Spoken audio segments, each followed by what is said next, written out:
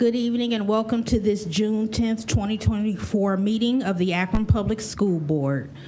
Roll call, please, Dr. Thompson.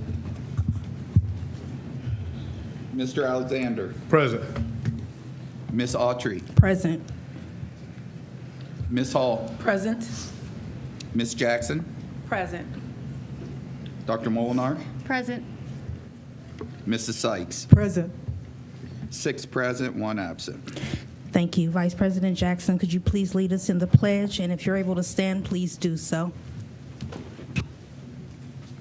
I pledge allegiance to the flag of the United States of America and to the republic for which it stands, one nation, under God, indivisible, with liberty and justice for all.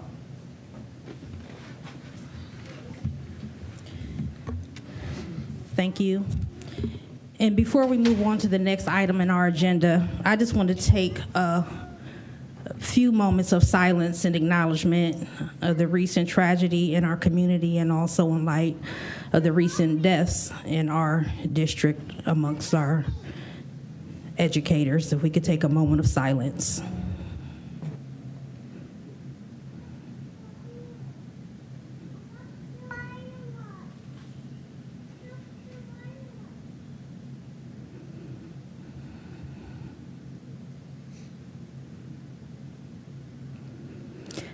Thank you.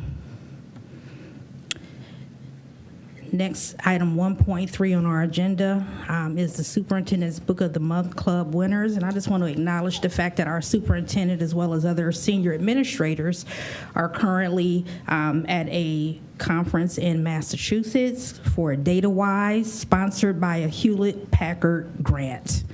And so Mrs. Folk is sitting in for Superintendent Robinson today, and I'll turn it over to her at this time. Good evening.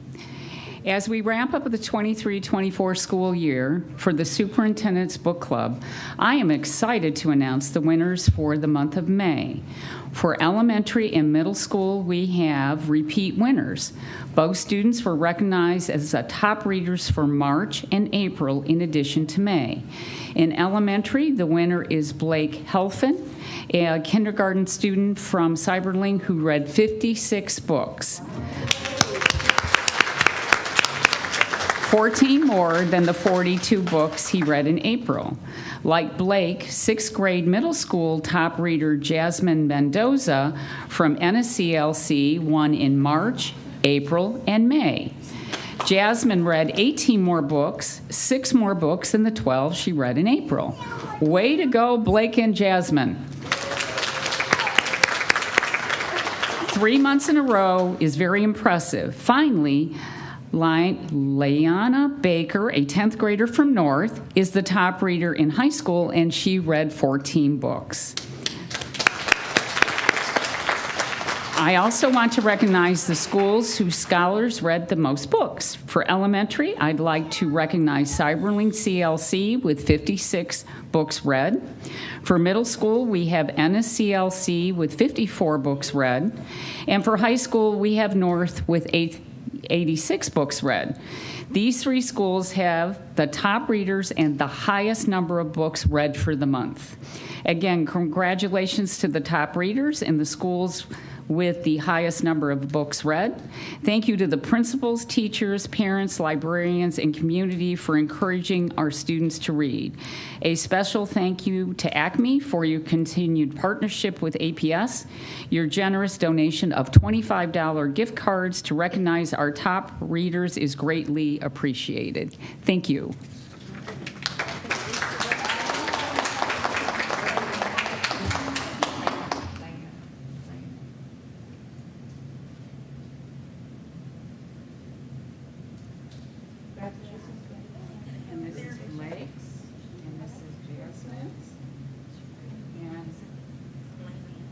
Yes, please. Would the families come up also? Yes, families, please come up. And do we have anybody recognizing Cyberling, Ennis, or North?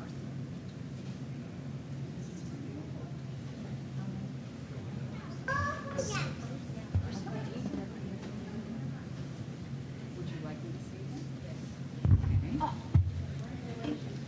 I'd also like to announce that our lovely little girl friend over here is now promoted to first grade. Congratulations.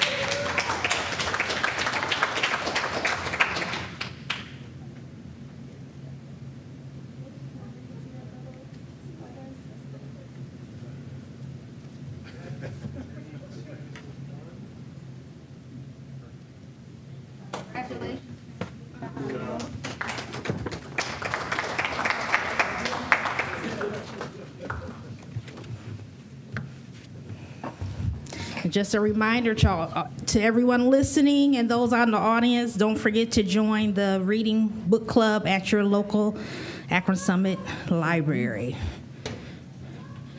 Next item on the agenda, 1.4, is community and school reflections. Are there any? Okay, I think we do have another reader to acknowledge. Jasmine. This is Jasmine.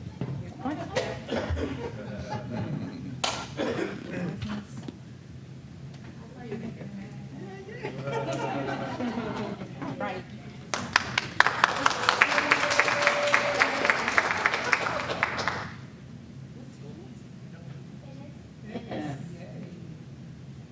Thank you so much. Thank you.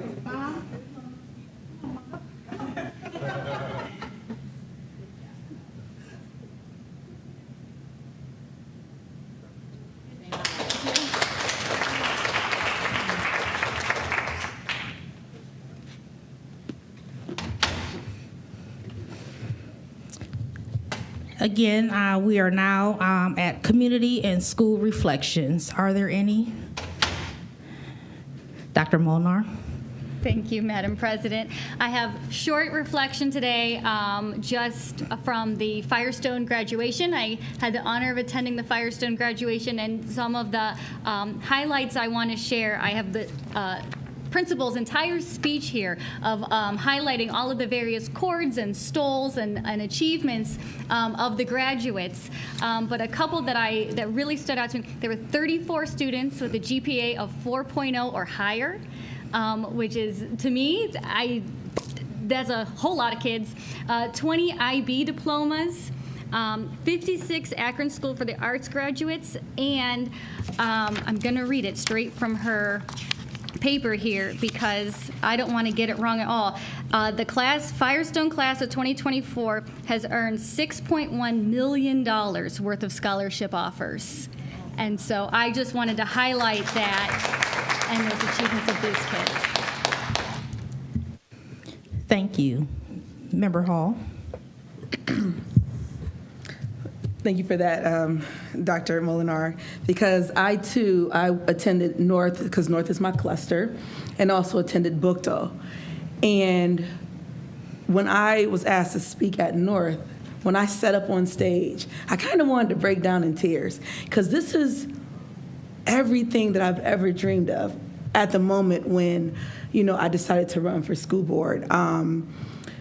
I see my aunt do it all the time and things like that. And I asked her, I said, Aunt Helen, are you going to stay and give me my diploma? She said, oh, no, I'm retiring. I was like, what you mean you retire? You got to do this for me. So at that moment when I walked down the civic aisle, not just sitting in the seats, I stood on stage and shook these students' hands. And that moment was just so surreal because we're doing it for the kids. I was one of these kids, Akron Public School graduate, that, shook everybody's hand walking down the aisle. But for these students to shake my hand, oh my gosh. And then one of the fathers, afterwards, we were out in the lobby, and he came up to me, he just hugged me. He said, thank you, I appreciate you. And I'm like, wow. This isn't because of me, this is because of our kids, and our kids are going to take care of us one day. And then also to do Booktos with two of my colleagues, oh my gosh, the school that I graduated from. I was like, where is the after party? Because it was so hype, like just those kids just graduating, both at North and Bookto, I can't explain it. It's just words that is so undescribable at that moment when you're telling kids, congratulations, thank you. I'm sorry. I'm still in a fog because it's just so rewarding. And if I can do this for the rest of my life, I will. Just to be able to tell a child that I'm proud of you. Congratulations. Because some kids don't hear that. Some don't hear it at home, that someone's proud of them. So to be able to be that adult now and to tell someone younger than me that I see you, that I'm proud of you, remember your attention, soar higher than the skies. The sky is no longer the limit. That's big. That's big for me. So my heart has been fulfilled. So thank you. Thank you, Member Hall. Are there any other reflections? Mr. Alexander. Yeah, this is my favorite time of the year too, because you have the Teacher of the Year awards, and that's always nice because teachers are very important to any school district, but also to see the kids graduate, which is really nice. Like Board Member Hall said, it is rewarding and gratifying to be up there, to stand on the stage, to shake these young people's hand. And I want to say congratulations and thank you for the principal, Ms. Sabetta at Ellett.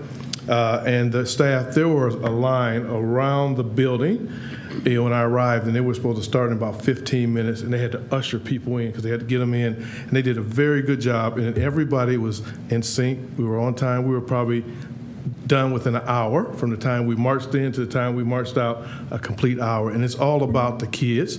So I appreciated that because everyone came, they saw their kids or relatives graduate, and then they got out so they can go and celebrate, which that's what it's all about, celebrating the graduation of the kids. So I just want to thank them for the work that they did during graduation as well, and congratulations to all the students who graduated. Thank you. Thank you, Mr. Alexander. Any other reflections? Member Sykes. Thank you, Madam Chair, Madam Chair, and members of the board. Of course, we also had 27 individuals to be shot as we just took a moment of silence. And I attended, of course, the graduation at East and Buchtel, and it was a really joyful time.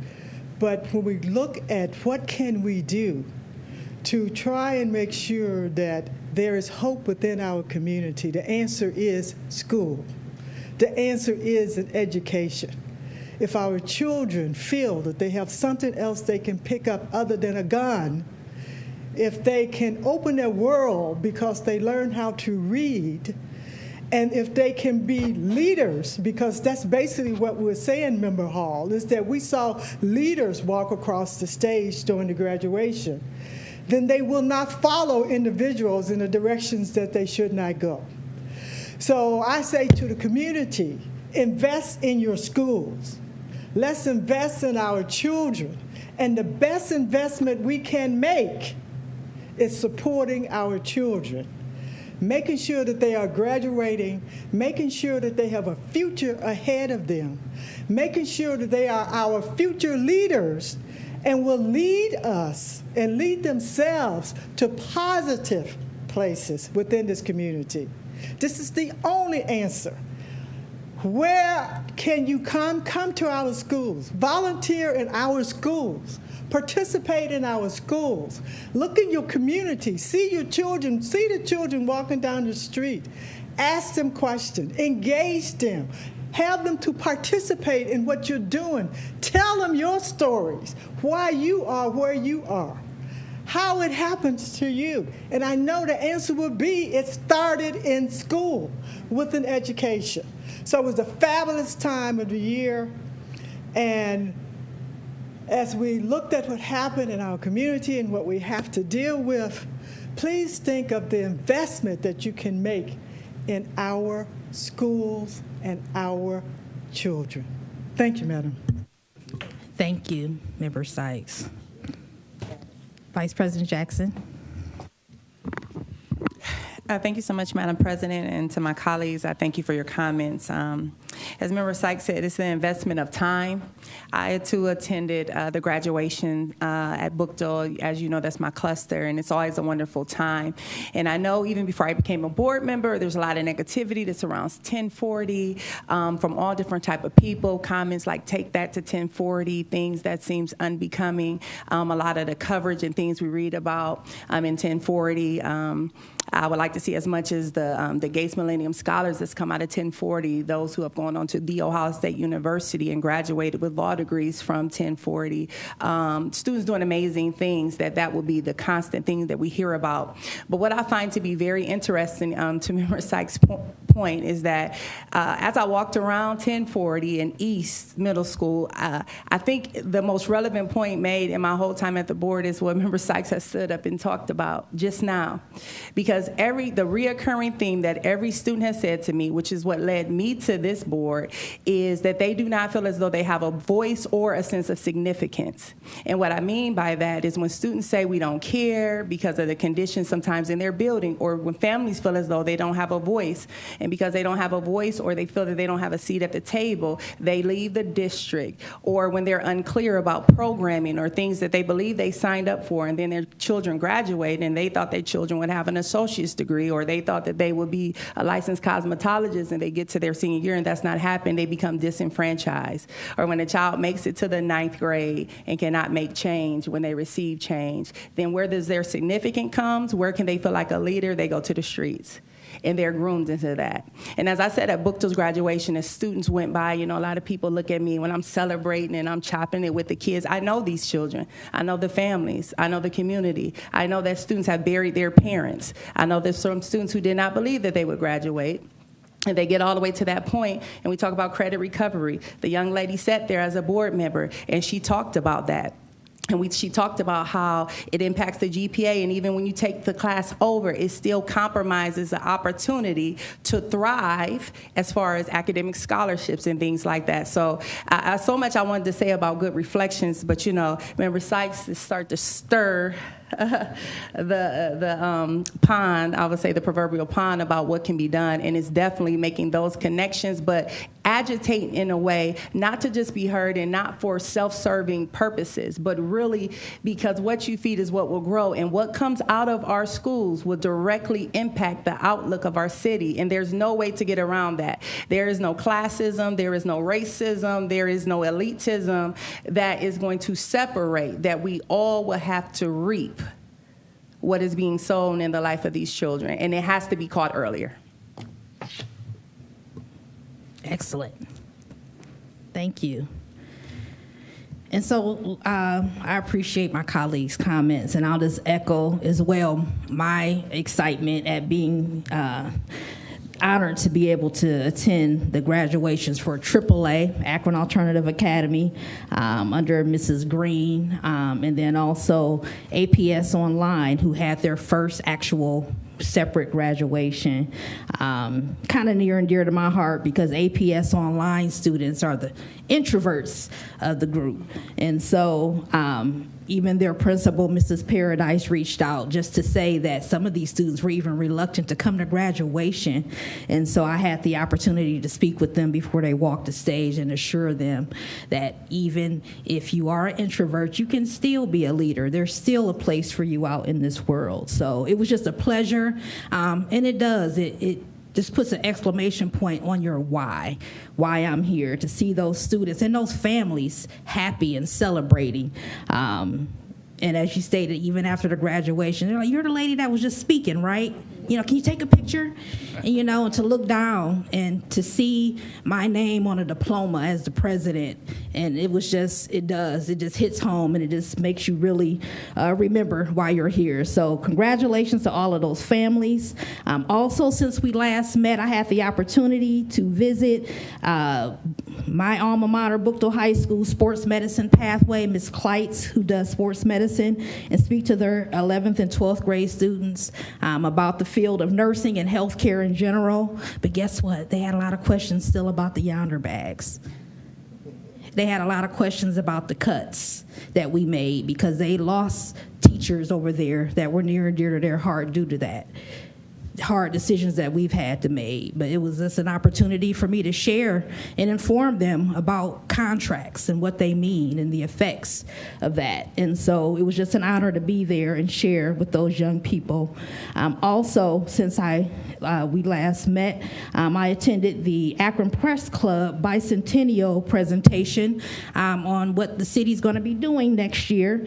And there's a lot of involvement with the district, and I'm excited to hear more about that. Every resident in Akron will be getting a pamphlet in the mail in December with a calendar and all the activities. And then also, lastly, I attended the Akron Community Foundation's Appreciative Inquiry Summit a few days ago, and it was such an honor to see our students come out, even though it's summer break, and they had something to say. They were involved in the discussions around mental health, housing, and safety, and they represented us so well. Groups come together, they discuss, and our students were the leaders, and they stood up in front of over 100 adults and expressed themselves very well, and I was proud to be a part of that. So shout out to those students, and Dreamer Whitfield, who continues to keep our student voice strong and centered. And that concludes my community reflections. Next, there are no requests to address the board at this time. So we will move on to Superintendent's report. Mrs. Folk. Thank you, Madam President. I'd like to advise that the National Appreciation Days in June include Career Nurse Assistance Day, the first day of the National Nursing Assistant Week, which is June 13th. Father's Day, June 16th. Please remember your dads.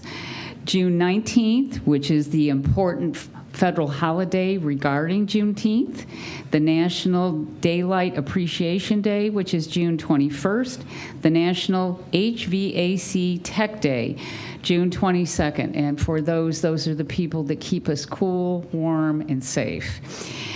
Another item process is moving forward for the Miller South and Pfeiffer Elementary. Updates are forthcoming, and the Be Kind update is coming forward.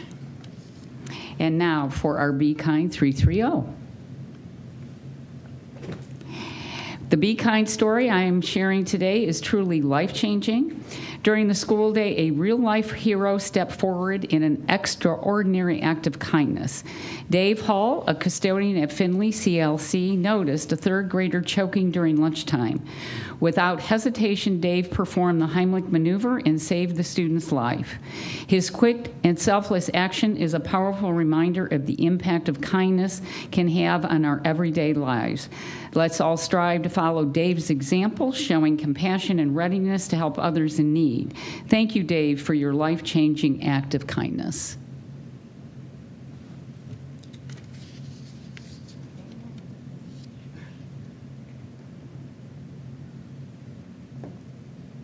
Ready? All set? Yeah. Okay. Go ahead. Thank you. Thank you, Madam President. Thank you. Next is item 5.1, and this is approval of our previous meeting minutes. 5.1 is for the special board meeting records destruction. Is there any corrections or additions to those particular minutes? Seeing none, we will entertain a motion to accept the special board meeting minutes in item 5.1. Is there a motion?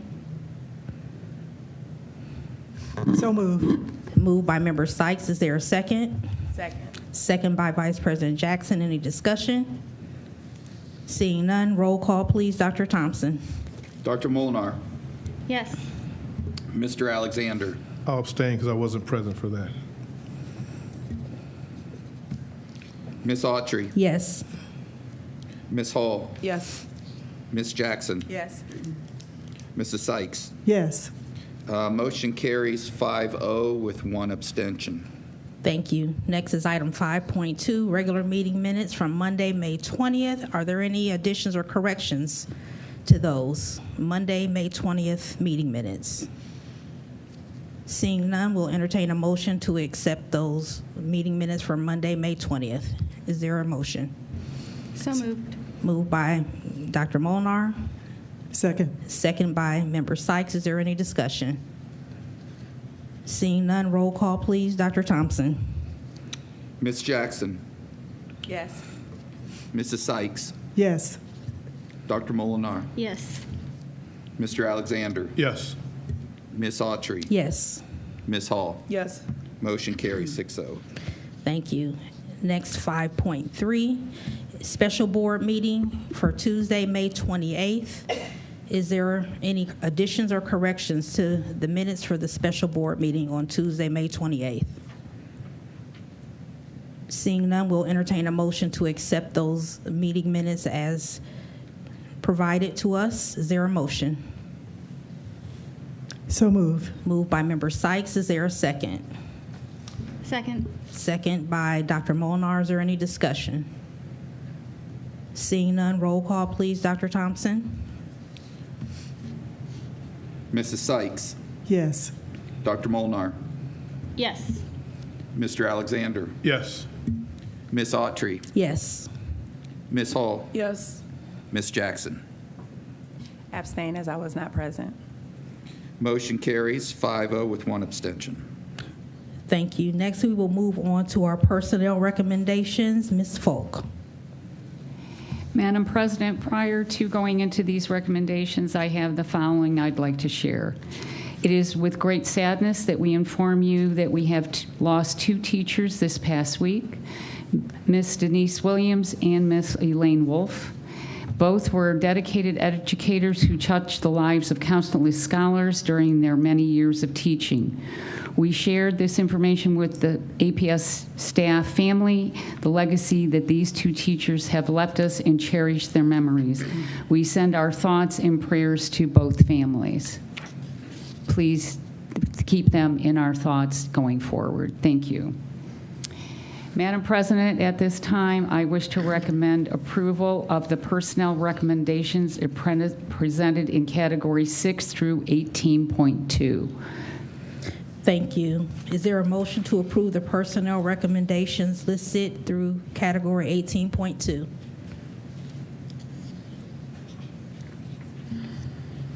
Motion. So move. It's been moved by Mr. Alexander. Is there a second? Second. It's been seconded by Dr. Molnar. Is there any discussion? Member Hall. Just a quick question. With all of these retirements and resignations, I've counted about 15 people. How does that affect our layoffs? Because I know we were laying off so many people, but just on this agenda right here, there's 15 people. So does that take away the amount of people that potentially we would have to lay off because of all of these retirements or resignations? Member Hall, I will ask Executive Director Yamini Atkins from HC to come and address your question. Thank you.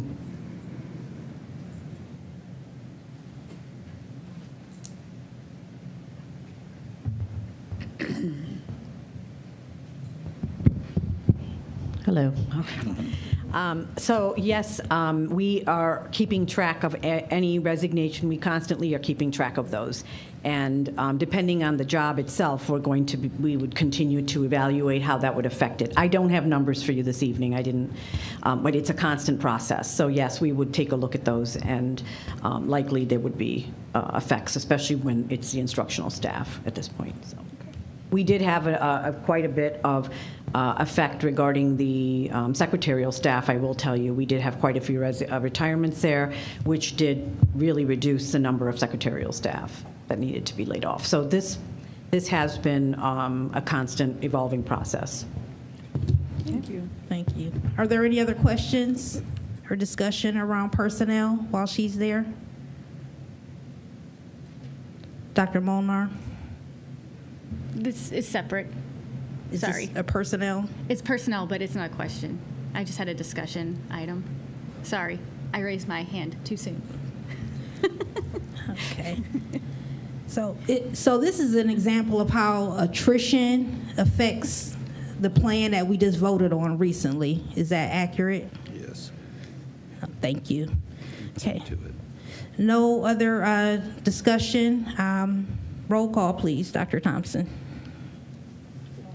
Oh, Dr. Molnar? Thank you. Sorry. Yes, Sorry. I do have discussion on 7.4, the natatorium staff. I just wanted to mention this was something that I had a question on, and I know as a board we've discussed opportunities of how we are giving students real opportunities now, even before they graduate, to make money and to be contributing. And so from the answers that I received, it said that an outside swim program rents the pool for a competitive club swimming program and instructional programs to community members. And so through their rental fee for the natatorium, that includes the payment of the students for here. So it's a great way that we are not just bringing people in, but also we're using that funds for our students to have real opportunities to be lifeguards. And so I just wanted to highlight, I know that's an initiative that we've discussed, and we are actually doing it. Thank you, Dr. Molnar. And it's a good time to mention as well that we do have swimming classes available throughout the summer. So you can visit our website to find out what levels are available and what openings are available. So hopefully we'll take advantage of that. Thank you. Is there any other discussion? Member Sykes. Thank you, Madam Chair, Madam President. So this is through 18.2, so this includes 18.1, which is the resolution approving the MOU between the Ohio Association of Public School Employees and local, which is local 689. Yes. That is correct. Could you just give us just a little background on this, please? Madam Chair, may she give us a little background on this? So I'm looking at the resolution here, and it states that they agree on a one-time basis that these intervention specialists, paraprofessionals will be displaced from their current building assignment. And I'll let Mr. Wamis, Sure. the expert. Good evening. Yes, with regards to that, so we, per our collective bargaining agreement, have a specific process whenever we have new positions that are created. Due to the redistricting, we had a lot of those, and we worked with our union leadership with that group to look at a simpler process that we would be able to quickly, for especially those individuals that have been displaced, be able to have assignments for them to move into. And so we're able to have those assignments and finish that before they left the school year, so they know where they'll be starting for next year. Thank you. Any other discussion under personnel? Vice President Jackson. I just want to highlight very quickly the transfer, reclassification, and assignments. I see that Mackenzie Wagner is on here. She's a special education teacher at Buchtel CLC, a phenomenal educator. This is one of the teachers I talked about that you see in the community with her students supporting what they're doing. And as Member Molnar highlighted, the opportunities for our students with the coach swimming. She really promotes our young entrepreneurs. I saw her again. This is the second year in a row that I've seen her at an event. It was at the Cleveland Red Space, hosted by a young entrepreneur, and she was there with the Bailey brand. If you guys remember, I talked about Jason Bailey at the school, and then one of our recent Buchtel graduates, Zayon King, he just graduated this past Buchtel graduation, and they collaborated on a design together, and I actually brought one of their hoodies, and Miss Wagner was there with them, supporting her students. So as I always say, like when Mr. Motter came to central office, the best teachers somehow often end up in central office. So I just pray that someone as good as she is also finds their way at Buchtel to be committed and stay there. So just want to shout out and congratulations to her for this elevation. Thank you. Any other discussion under personnel? Seeing none, roll call, please, Dr. Thompson. Mr. Alexander? Yes. Ms. Autry? Yes. Ms. Hall? Yes. Ms. Jackson? Yes. Mrs. Sykes? Madam Chair, did we make a motion? Yes, we did. Mr. Alexander made the motion. Dr. Molnar seconded it. Okay. Yes. And Dr. Molnar? Yes. Motion carries 6-0. Thank you. Next, we'll have approval and resolutions of motions in the consent agenda. Ms. Falk. Thank you, Madam President. I wish to recommend approval of the resolutions and motions presented in Category 22. They are in proper format, and I move their approval. Thank you. Is there a motion to approve the consent agenda?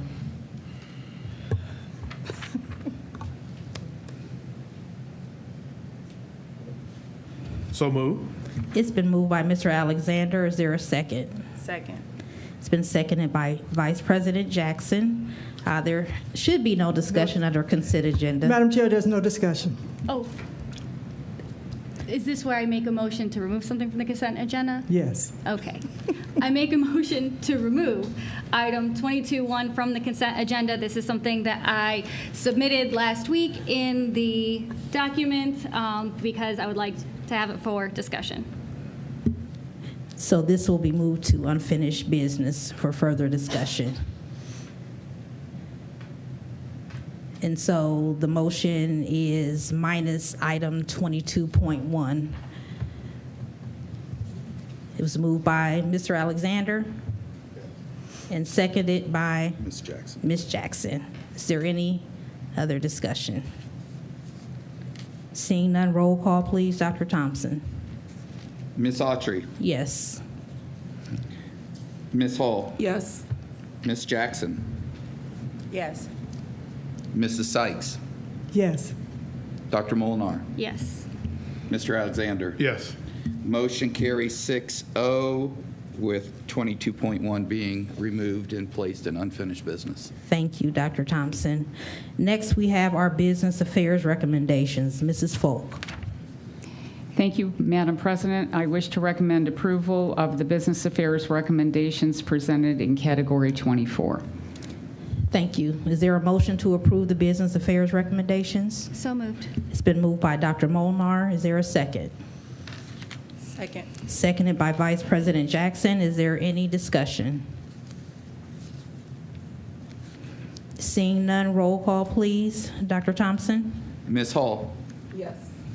Ms. Jackson. Yes. Mrs. Sykes. Yes. Dr. Molnar. Yes. Mr. Alexander. Yes. Ms. Autry. Yes. Motion carries 6-0. Thank you. And next is the President's report. I just wanted to share that our next board meeting, we will be doing our evaluations. And so I just wanted to give my colleagues a head start to please review the standards and the documents that have already been received by us, as we will be needing to complete that at the executive session at our next board meeting, which is on the 24th. So I just wanted to remind everyone of that. Also, as we're moving forward and closing out this academic year, I just wanted to say a thank you to the entire district. We've had some rough, rocky points, but ultimately we are here today with graduations that we've all enjoyed and see the value in. And those graduations are because of the day-to-day work of all of our employees here in the district. And I just wanted to say a thank you to them and to our superintendent who's not here, to his team and administration. We've got a lot done, actually.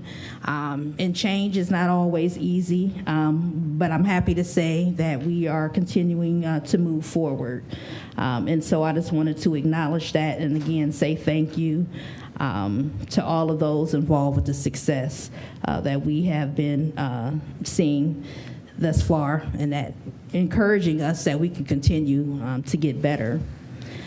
Also, I just wanted to thank the folks who continue to invest in us through donations. We've already voted on that, but I just wanted to acknowledge the schools who benefit from the individuals as well as the organizations. North, Barber, East, Miller South, Firestone, Glover, Cyberling, Harris Jackson, Findlay, Case, Ennis, Ellett, All were the recipients of grants, money, books, awards, trophies, sheet music, art and school supplies, personal items, tech support.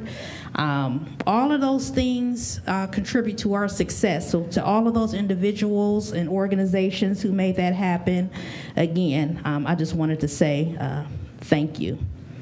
And so that concludes my president's report at this time.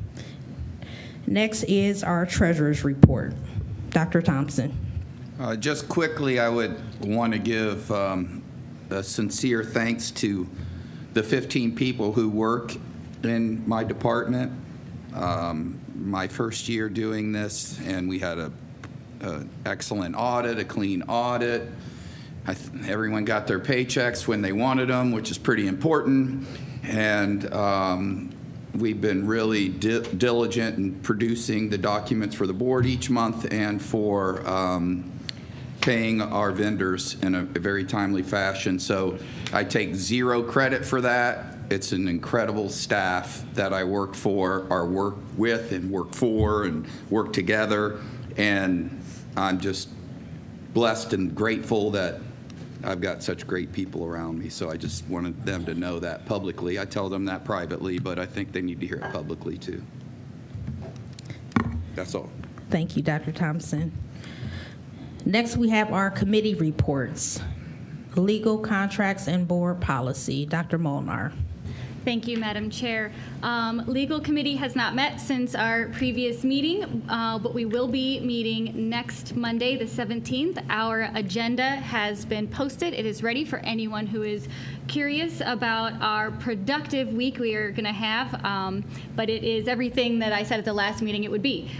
6 first readings and 4 Neola updates and lots of discussion items in between. So.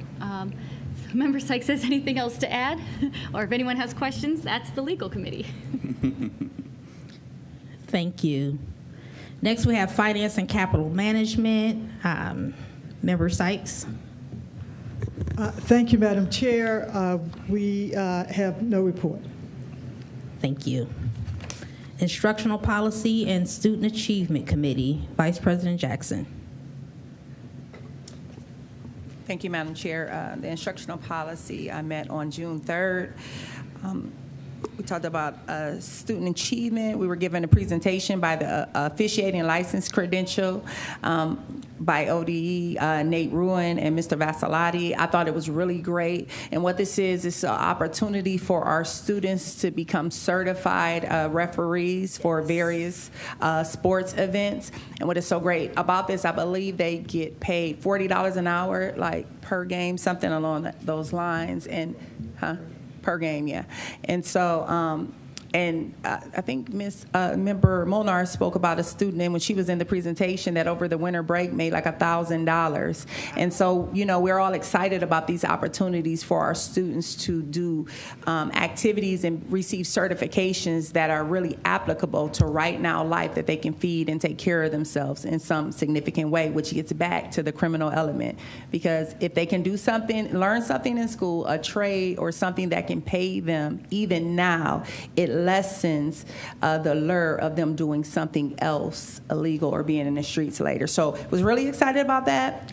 Very happy about it because I was thankful that Vassalotti brought it around so quickly to the committee, because he said that he saw it in the fall and then it came to committee now and we can move forward. And this speaks again to the experiential learning, that it has value not just because of knowledge value, but because students can really make a living or gain money and provide for themselves. And when we talk about the masonry program at Bookto and how can we leverage that these programs that we put our students in, that we can leverage them now, because now is the time that the waiting and telling them later when things are happening around them. So I was very excited about that. And so we're looking to get that rolling. Also, we explained the courses and how they're online, and basically it can be conducted just simply with a proctor in the room, and they'll get, they take modules, and as they take the modules, they could take multiple modules to be credentialed in multiple sports, and so I thought that was really great as well. Also, a web design course, IT interactive media at East and Elliott. We talked a little bit about that. And improving that also not only on the digital form, but hard books, and having a set for each classroom. And we all know the benefits of that. I loved when they explained that, because we don't want to be enslaved to technology. If something goes wrong, we can go straight old school to books. So I thought that was good stewardship, and it made sense for that. Additionally, we talked about the dress code policy, and there was a lot of chatter in the community about this, that it came up in a committee meeting. I thought it was interesting. I had a lot of people approaching and inboxing me about this as if we said it was being implemented again. What is being said is that it still is going to be, I'm going to say, frozen for right now, as it was after COVID, so that we can have more time to really investigate and look through it, so that the policy can be, the gray areas kind of fleshed out, so that if they do institute this policy, or when it's reinstituted, we've spent enough time to make sure that it's good, right? Ms. Fogg, you got anything to add? Yes, to that? that's correct. And since we last met with you at the Instructional Policy Committee, I wanted to update you to the surveys we did put out. As of this afternoon, we had 2,073 responses to the various type of surveys we put out. And basically, it comes across as 35.7% would like to see K-8 have uniforms reinstituted for 24-25, but 64.3% would like it to be suspended for an additional year, as we consider the revamping and review of both 5511 and 5511.01. And the resolution regarding this item to suspend is in the unfinished section of the agenda for this evening. Thank you. Excellent. Thank you so much. So that concludes the, additionally what came up in the instructional policy, but Dr. Kaver was not there. I inquired about, and this may be on the agenda the next time, about the credentialing for our cosmetology program in Bookto, because as I was at the graduation, and I was speaking to some students, as I understand, although we have cosmetologists, that they're graduating as hairstylists, Hair design, and that's completely a different thing. So I want clarity on that, because one student who was also there, graduate, was saying, when they go to graduate from school and then go on to beauty school, then they acquire debt for something that we believe is happening in our school. So just look forward to that moving forward, and tune into the instructional policy meeting as we delve a little deeper into that. But that concludes our report. Thank you. And so I had a question. I don't know if you mentioned it or not. The ref certification, is that going to be open to any student across the district, or did you mention a school? Thank you. It's going to be piloted at North. Okay. So the first school that it will roll out is North. But the goal is eventually for all students to have access to it, which it appears how it was explained that it would be something fairly easy, because it's a module program. And if you just need a proctor, it's almost as simple as, you can offer it like out of school time or things like that, depending on how many credentials they would like to get. But that's something to discuss a little further. Thank you. And that's an amazing opportunity, because there is definitely a ref shortage. I've attended several games this last season where I had to wait for the ref to leave the middle school game to come officiate the high school game. And I know that students are able to ref middle school games. So what an amazing opportunity. I'm looking forward to hearing more about that. Member Hall. Thank you, Madam President. Just to piggyback off of my colleague, Dr. Jackson, with the referee, we do see that it does say a $45 fee per student for their license, but APS will be handling that fee with reimbursement from the state. So the state will be reimbursing us for each student to receive its exams and training. I know that we talked about in our meeting is students will still have to purchase the uniform. So how do we figure that out? Do we partner with our partners? how can we get, the Foot Locker shirts? That's what I call them. And I did work at Foot Locker college. But, how can we, give this opportunity to the students? This is a wonderful opportunity for them to make money.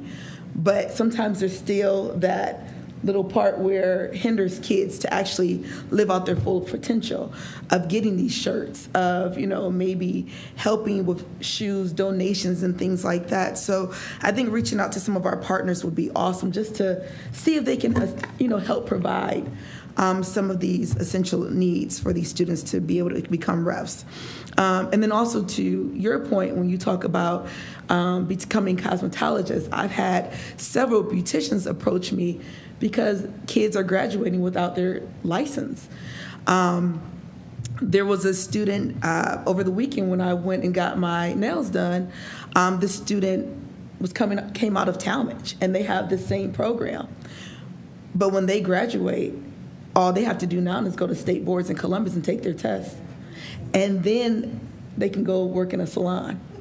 And this student is 19 years old, 18 years old, and she's saying, I just graduated with my full credits and everything, and I just had to go and get my license. So if this is what we are trying to do and make sure that these students can graduate and be able to make money afterwards, after high school, we might need to, like you said, reinvestigate this a little bit more to make sure that students now don't have to go to Gerber's after doing a whole program with APS in our college and career pathways, that they can now they have to go to an outside vendor, pay another couple thousands of dollars.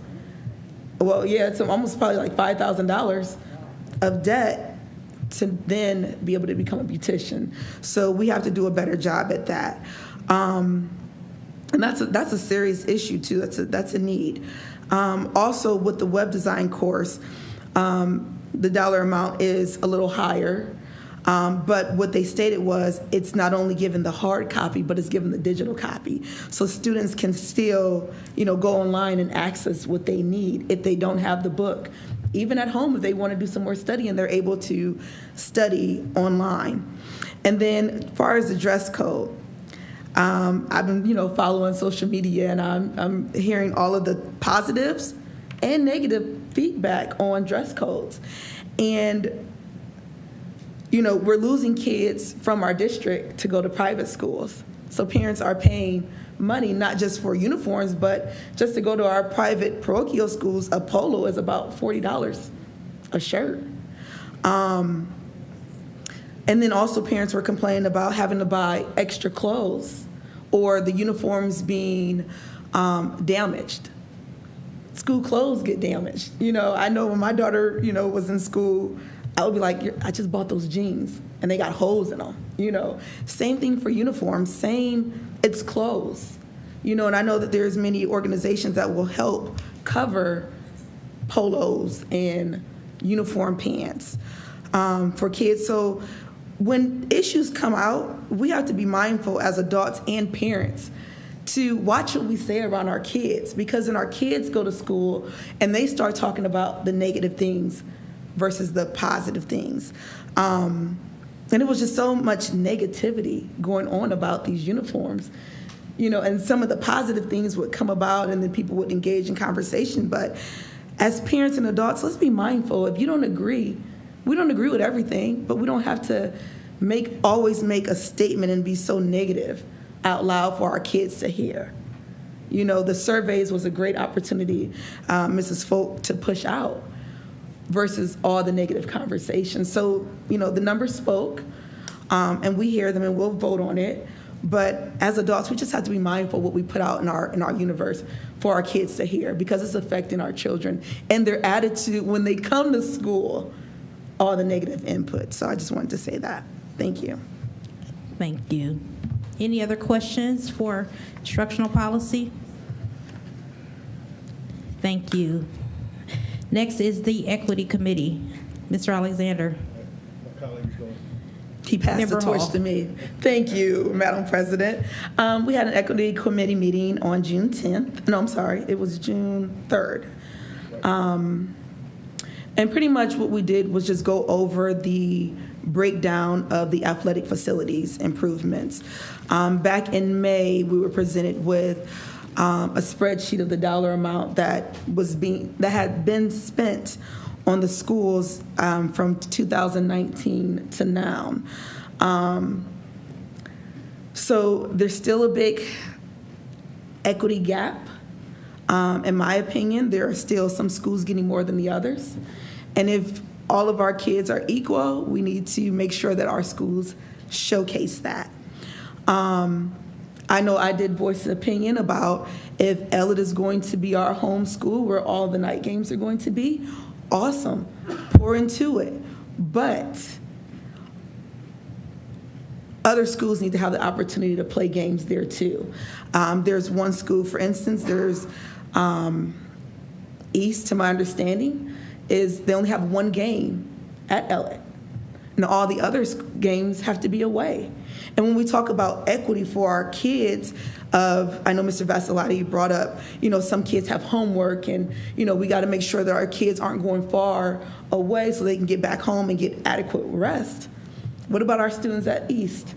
They have to travel for every single game except for the one with East and Hoban at Elliott because there's no time for them to play. My suggestion is if they want to play on Thursdays, then give them the opportunity to play on Thursdays, and the students at Elliott, they can practice somewhere else. A lot of these high school teams don't have fields at their school.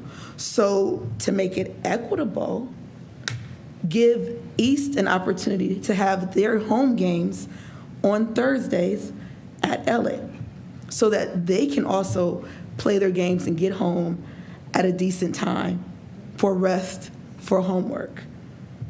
We have to stop cherry picking our schools and who gets what and all these other benefits. Our kids need to be treated with the same respect as each and every other student.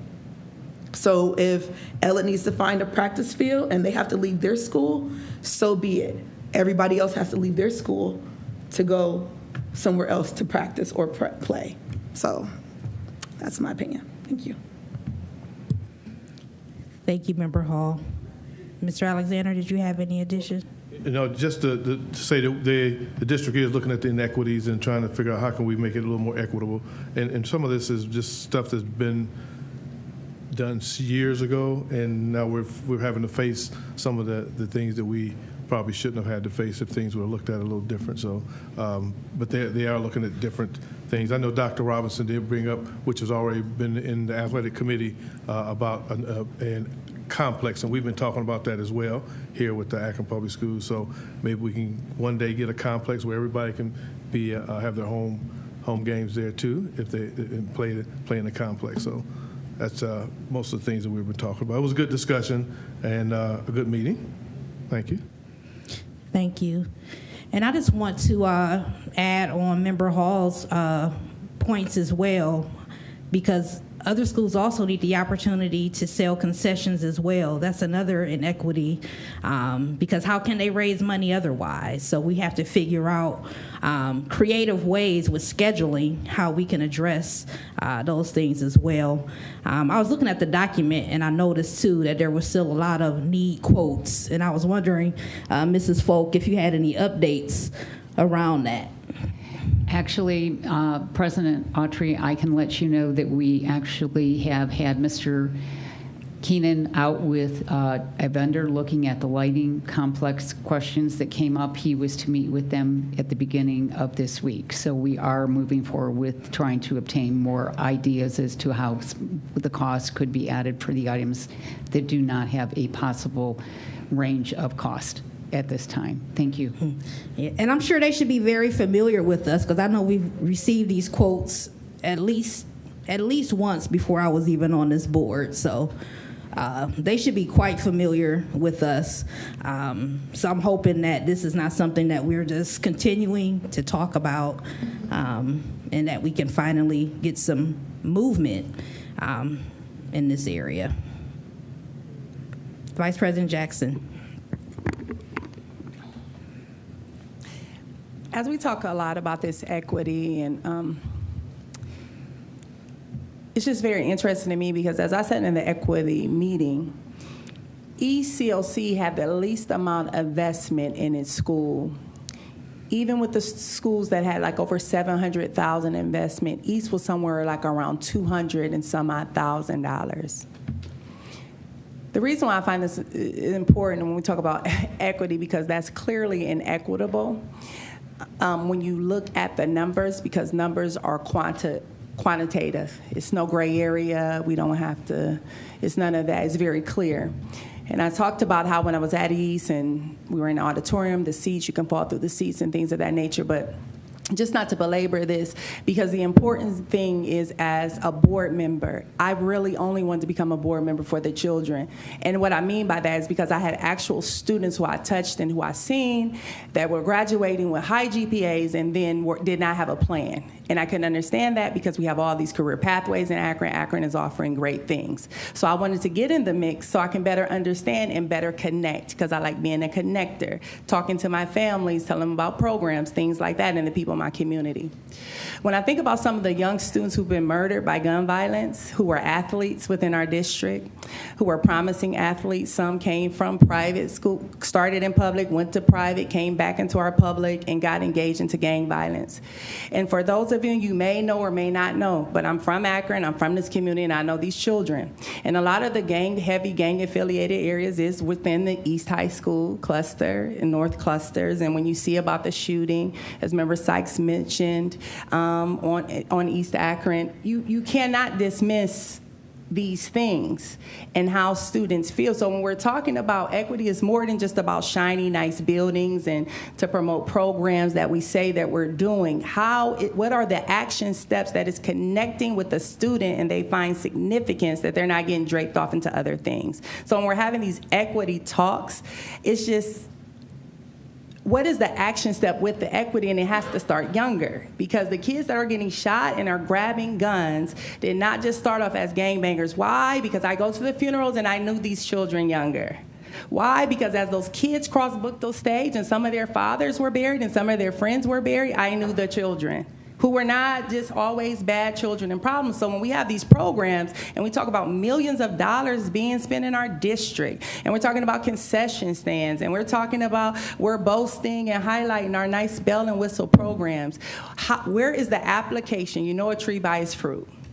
So we can talk and we can have all this written stuff and these things that we're doing. So it goes back to earlier Sykes' statement that we have to engage in a deeper level. It's so much grown people talking and everyone having these 50 million questions about adults, but we have to touch the children.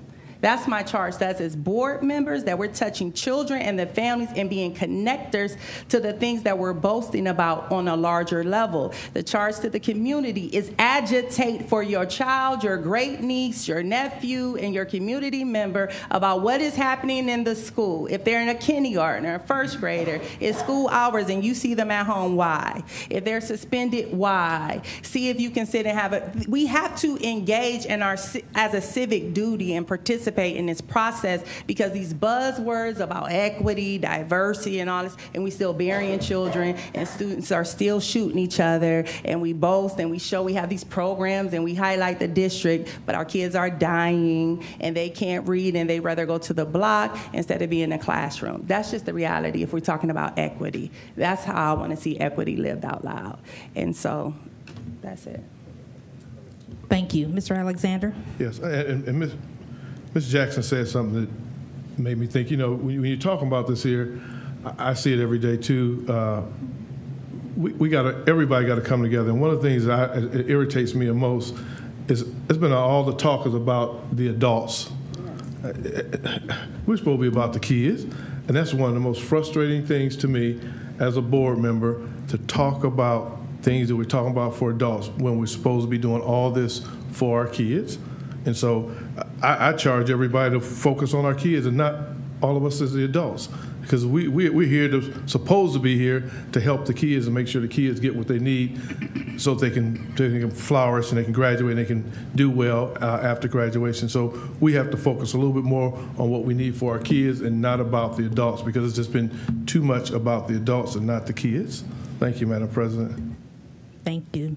Dr. Molnar? Thank you, Madam President. One thing, Member Alexander, thank you for mentioning coming together, because when I was at the Equity Committee meeting for this, one thing that I really appreciated was everyone who was around the table, Mr. Keenan, Mr. Vasilati, Dr. Chapman, because having this perspective reminded me during my community reflection, I forgot to talk about the transition report. I attended our transition report meeting, and one of the action items that they discussed was one sports complex. And so at somewhere like our Equity Committee meetings, we can all come together and talk about, does this and how would this benefit our kids? You know, we have the grounds people, we have to see if the space is good, we have the sports people to see if the sports are good, we have our equity officer to see if this is a reasonable thing. I feel like the only thing that we're missing, and as this conversation continues, as I hope it does, is maybe another person to talk about funding, because how would we get to do something like this? Is this something that we can combine as a community health initiative, get extra federal dollars from that so we aren't spending things from general funds, something like that? But how can we, if this is something that is useful and equitable and helpful to our kids and to our community, how could we get this done together? Thank you. Member Hall. Just a quick question. Mrs. Folk, the survey for the uniforms, was that sent out to the students also to participate, or was it just to the adults? It was sent out in 3 formats. It was sent out to building leadership, so we were getting information from the adults that lead the buildings. We worked with Ms. Whitfield and sent it out directly to her 220 student voice ambassadors, and then it went out to every family. So we had it all available in 3 different formats, and we got those responses all to come back to the same location. Okay. The reason why I ask is because, you know, we just sat and talked about the students, and I'm grateful for our ambassadors, but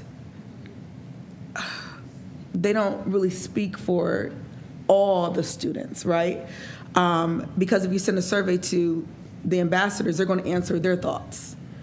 But to our students, get their feedback. Because I know some students say they like uniforms. Some students say they don't. And I know I jumped from one to the other. But I was just curious about, you know, who answered those. It was when we sent it out to the families, the family's email is tied to each student's, database, I want to say.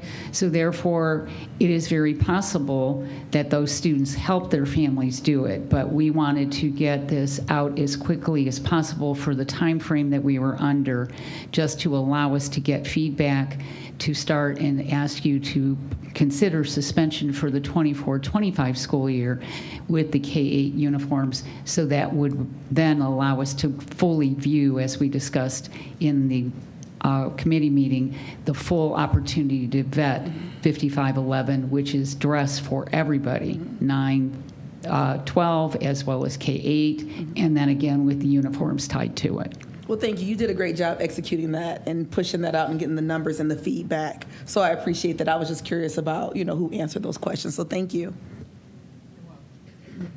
Thank you. Any other questions around the Equity Committee?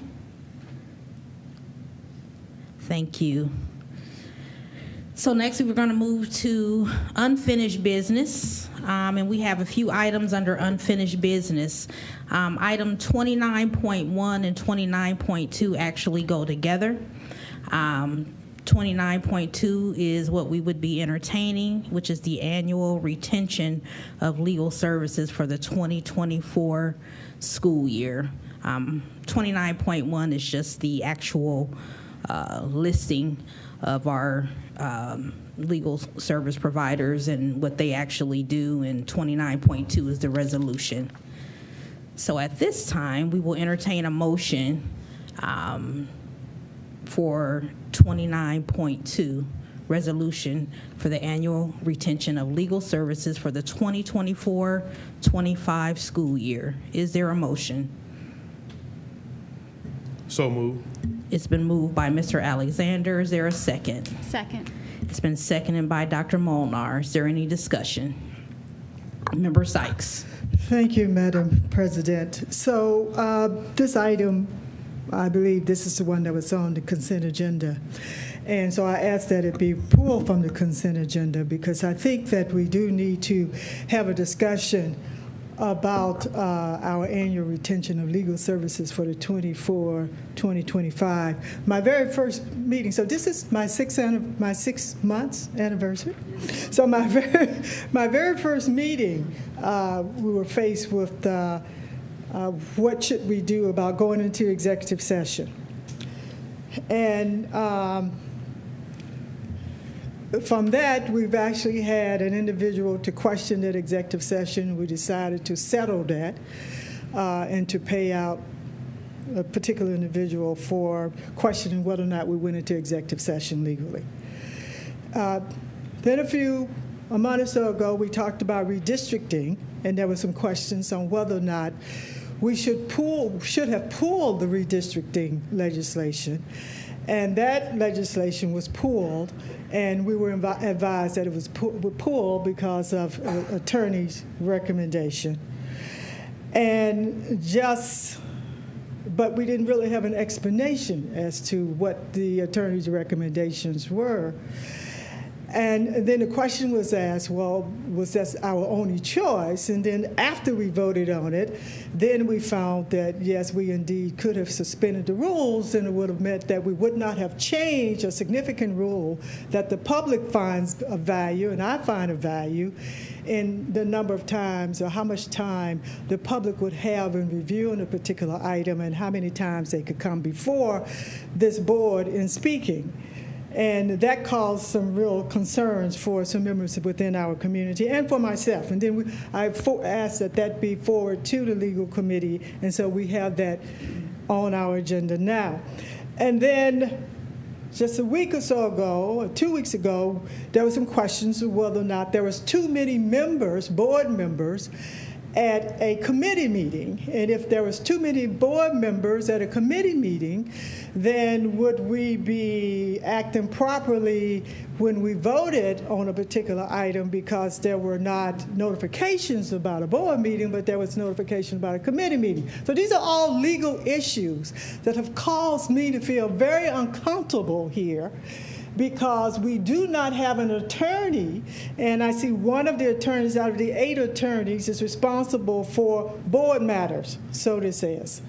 And so I am very uncomfortable, even though I never have a problem giving my opinion, and I'm not an attorney, and you know when I act like an attorney, that could go all kinds of ways. Mm-hmm. So we don't want that. So we want an actual attorney, I do, present at some of our board meetings to answer these questions. Because when you take a look at what the public sees the board is going out into executive session, and I was a member asking whether or not we were going into executive session properly.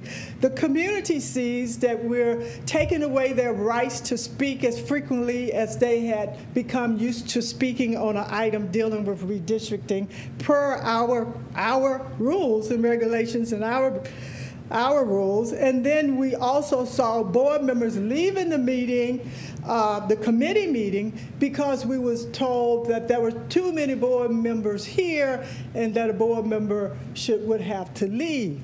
So these are all legal decisions that, as I said before, just make me very uncomfortable.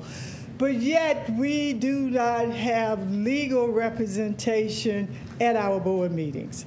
And so I want to continue this discussion, and I will continue this discussion, because I think as an elected official, I have the responsibility of making sure that I get all of the information that I need before I vote on items, particularly those that find us in court questioning whether or not we have acted properly on these various issues.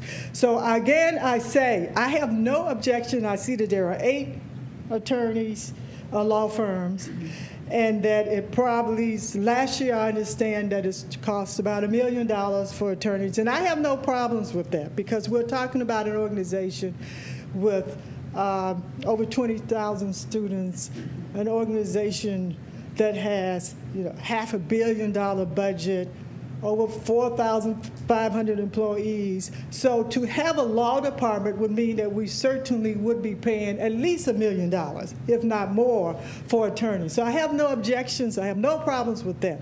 My problem is, as a board member, I do not feel comfortable making some of the decisions because we do not have an attorney present at the time to answer our legal questions.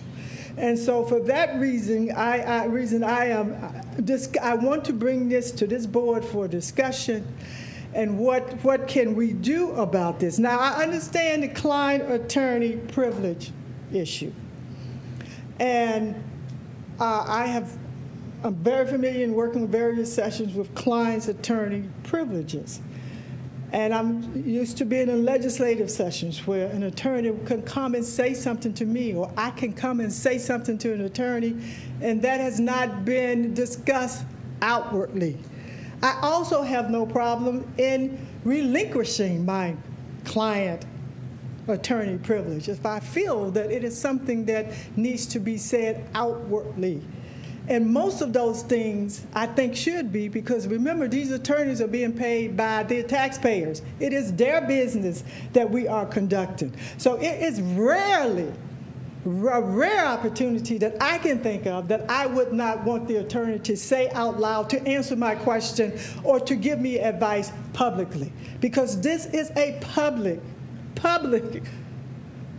school paid by the public, paid by the citizens here in the city of Akron. So as I start this discussion and I see these two resolutions, my question is whether or not we are really at the point now where, whether or not I am at the point where I can supporting this. Because again, we continue, just from the examples that I've given, and I'm sure there's probably other examples, that as a board member, I do not believe that I have been getting the information that I need to adequately answer and to vote, to answer my constituents or to vote as I responsibly on a number of the issues that come before this board. And consent agenda. I believe that the consent agenda is being misused.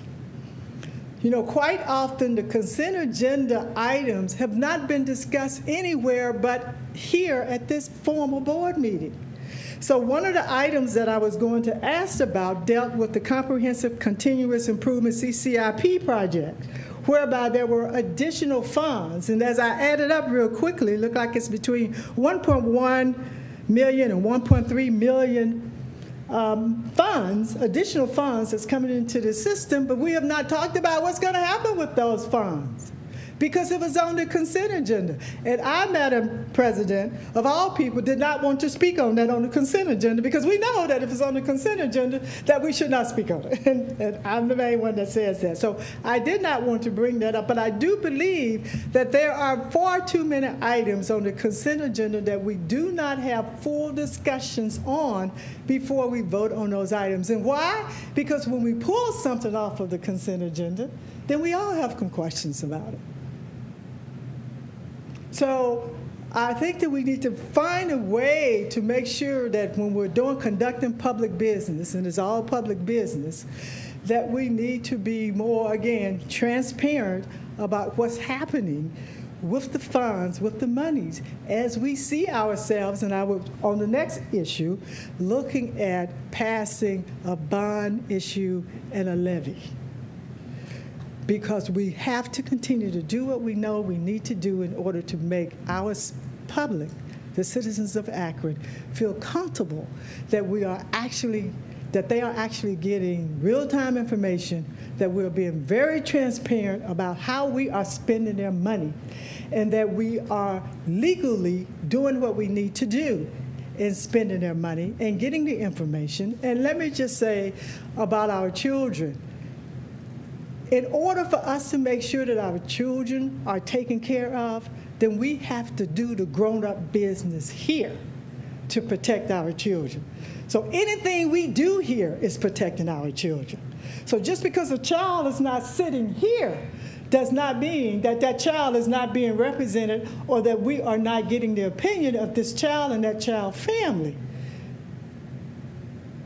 as elected members, we went out to the community and we talked to them. We said, talk to us. So we are representing them. So anything I do here is for the children.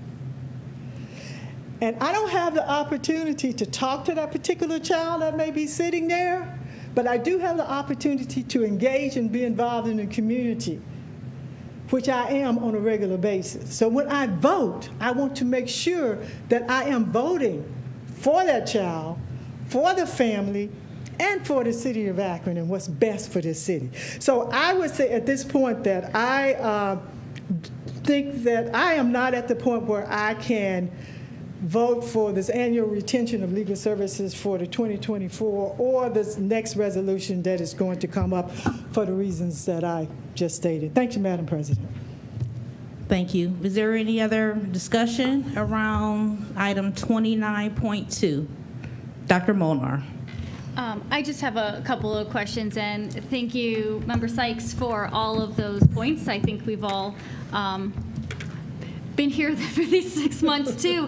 One of the questions that I have, and I guess it's a two-part question because I'm really only good at two-part questions, but have we asked, especially as far as the attorneys that are there for board matters, if they are willing to do what Member Sykes is saying and be present, if that's something that the board decides?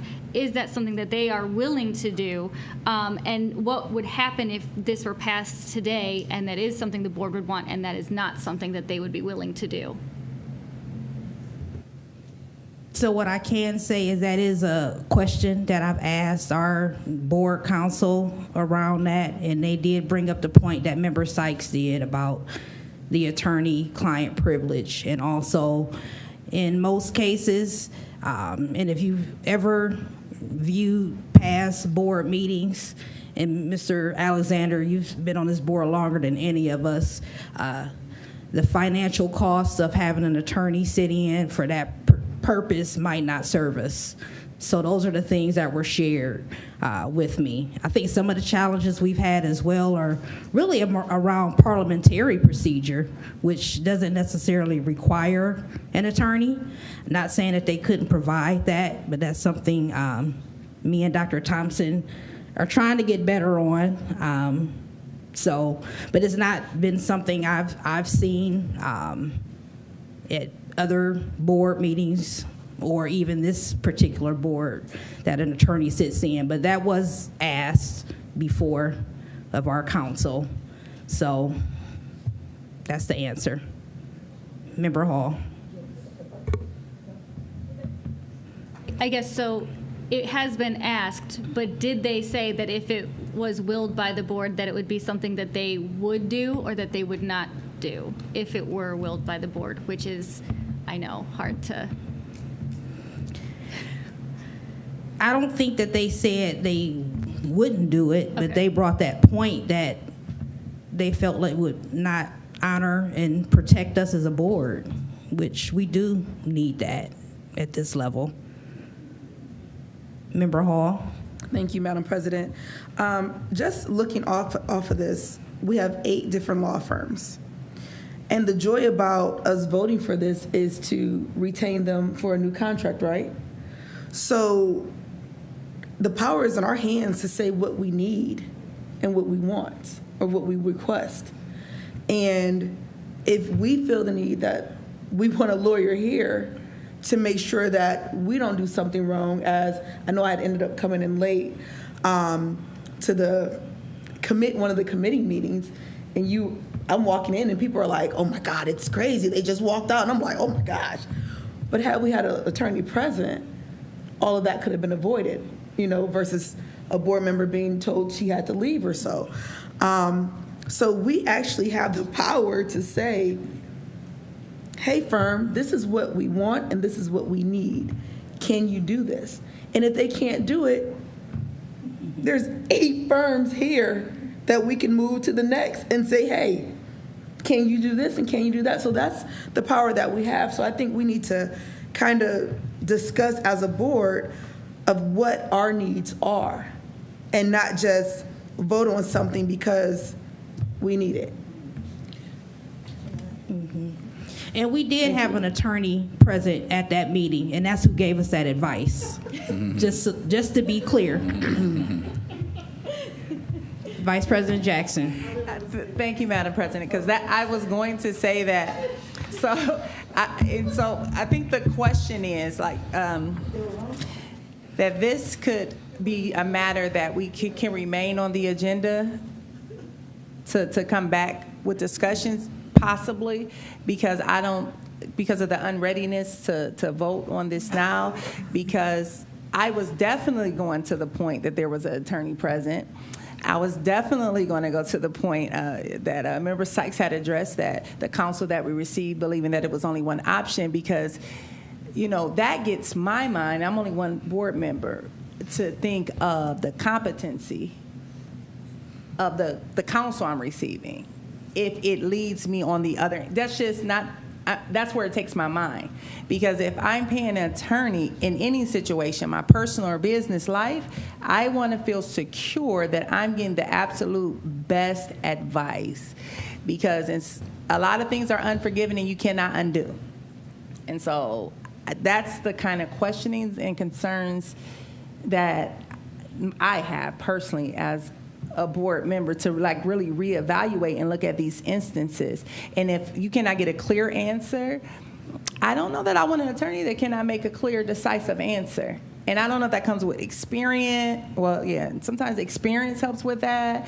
Background, I don't know. It's a lot of things to discuss, and maybe not to belabor it like in this specific meeting, but it's almost like a deep dive in a sense where, to Member Sykes' point again, is matters of employment of other individuals, yeah, that's someone else's personal business. Student, yeah, I wouldn't want to talk about that. But if I'm asking a question relevant to like contract, like tutoring, like are we in violation of this? If I'm, how we're entering into this meeting, open it up. That's not a secret. I'm not unprotected for that to be talked about. And so, and also we can look at how to expeditiously clear this agenda so that we're not having 6-hour board meetings. And so then when you talk about the fiduciary component of an attorney being present, well, it's not really the norm to have board meetings as long as ours go. So if we can like kind of look at that, then that might be something else, because we won't spend all of them. I'm just positing that for our own considerations, because we can play a role of that. I adhere to, y'all gave me 2 minutes, 3 minutes, I stop at 0. I don't talk over it, because I can't follow rules. And if that's the rule for the public and me, I'll follow it. So since it's been up there at 0, I don't speak after 0. And it's the same thing, that if we can be consistent, and if we decide this is how we're going through this and this is what we're doing, and everyone be consistent to the rule as established, then we can expeditiously get through our board meeting agenda, be good fiduciaries of the board's funds with our attorney present and in the meeting, and go home. May I say something, please? No, Madam Chair, may I, board member first? Let me just say to all, I want to recognize that the attorney that was here that day actually was a employment, labor, and relations that would matters, and dealt with that, and not board matters. So that was not the attorney that was employed to deal with our board matters that thought that. So I don't want to make it appear that he gave us incorrect information. That was just that board matters is not his specialty, as I understand it. So I don't want to say that, but I do want to say that just to follow up, Madam President, is that when we look at the costs, and as I said, the very first meeting that we made the decision to pay someone because that person questioned whether or not we went into executive session incorrectly. And I think that would be much more, that was much more than the hourly rate of an attorney that would be here. Also, there is nothing unique about the Akron School Board when you look at other levels of government, whether we're talking local government, city council, county council, state government, state legislators, or federal governments. There are always attorneys present. I know because I served in two of the branches. There was always attorneys present, always. And we always talked to our attorneys. And we always felt much more comfortable dealing with our attorneys than trying to figure out these items for ourselves. So I would ask, what is the uniqueness about Akron School Board that will cause some problems with the client-attorney privileges? Before I turn this over to Mr. Deffenbaugh to help with this discussion, please understand this resolution is very specific to hire these attorneys for the new school year. So as an example, if you remember when we were working on the presentation to the board regarding the resolution for the architectural firms, Mr. Harps, who was our construction lawyer and represents us in that process, currently is working with us on that. His current contract ends on June 30th. And so we are trying to employ these to move forward. Not that you don't have valid concerns, which Mr. Diefenbaugh would allow us to work on and he will address, but this is the employment to retain the services for the new school year. I just wanted that to be on record. Thank you. May I, Madam Chair? Madam Chair, thank you. Thank you for that. And let me just say that, no, I won't say that. Let me just say that I did indicate that I was concerned about the attorney that gives the instructions and advice to the board. There are 8 attorneys listed here, and I am concerned about the one law firm that gives the instructions to the board. So I did read it, I did understand it, I did comprehend it, and so I am talking about the one law firm that gives the instructions and legal advice to the board. Thank you. Thank you, Mr. Devenbaugh. Thank you, Madam President, Vice President Jackson, members of the board. I'm Mike Deffelbaugh, Director of Labor Relations. When I came on board, one of my first tasks was to make sure, organize, and what I call police the various legal law firms that we have to ensure that we have operational efficiency. One of my concerns tonight, and Member Sykes, I absolutely understand your point, but my one concern is from an operational needs standpoint. We continually, on a daily basis, utilize HR lawyers, labor lawyers, contract lawyers, and I think it's imperative that we do push this forward, and maybe I have one suggestion. I think Ms. Jingo gives general advice, but I would be happy through General Counsel Retzel and Andrus to maybe look for a parliamentarian to better suit the needs of the board. And by doing that and by working together through General Counsel, we can still hopefully push this forward so we can meet our operational needs, and which also reduces legal exposure. So that's my one concern tonight, is if we hold this up, we may be missing on our ability to utilize these attorneys. And when I look at them, I mean, they're very special. You know, it's a very narrow, discrete legal area: tax valuation, construction, employment, labor, highly technical treasurer issues, special education, workers' comp, board matters. So I think we can maybe do both if the board is willing, and to pass this resolution, and we can work with our general counsel to find a parliamentarian who may not necessarily be the board firm who provides legal advice, but an actual parliamentarian here. So if we can do both things, I think we can move forward, keep operational efficiency with the lawyers that we have. Madam.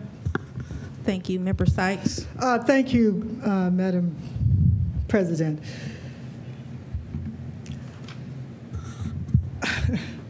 You know, so this actually is a larger issue also. So this is coming to the board, and of course, it's the last meeting that we can vote on this. Otherwise, there will be a problem. No, we have a meeting on the 24th. I'm just listening to what the attorney just said. And I may, go ahead. Yeah, that's what the attorney just said. Then you just, this is the meeting. This is the. It's not necessarily this meeting, but as we approach the end of June, I think things will get very difficult. So that was my one concern as I was listening. And the other thing is, these attorneys are not necessarily. It's you pass a resolution, there's a contract, we call them if we need them. So I don't want, we're not wed to a particular board council. We can always go ahead and get a parliamentarian so we can keep these attorneys on board and moving forward, was my point. Madam President. Yes. Madam President, members of the board, again, as I said to the director, I did read this, and I see that it says as needed, on call and on demand legal counsel. So I'm very clear with that. I understand that. But we're also voting on the total resolution. And so if we vote on this resolution, then it means that you have the authority to proceed with this process. And so I, again, would say at some point we have to stop doing this. That's the issue. Because if we want to protect the children, as we keep talking about, then we have to do the business here, and we have to do it in a proper way, in a timely manner. So these contracts have been before us, before the administration, for a year. And so now this is brought into us 1 week before they expires. And this happens more frequently than infrequently, that if we don't do this, then that means that we're not going to be able to conduct the business, we're not going to be able to protect the children, we're not going to be able to this, right? We can just push the recorder and play it all over without me even asking. I already know what the 6 months I've been sitting here, and I already know what the language is. And this is in no way any disrespect to the attorneys. And let me just note that I did not say the attorney's firm name nor law firm. You did. I did not, because I do not want to put anybody's name out there in the atmosphere. So, but I do want to make sure that we are conducting the business properly for the children, and that we are spending the resources properly for the children, and that we are doing what we need to do in a timely fashion for the children. So this is an annual contract. And now we are faced with, if we don't do this, then that's a problem, because we're just getting this a week before before this contract expires, and these attorneys would not be available as needed, on call, or on demand. This is what I'm hearing. And so I would say again that my primary concern is with the attorneys, with the law firm that's responsible for providing counsel to this board.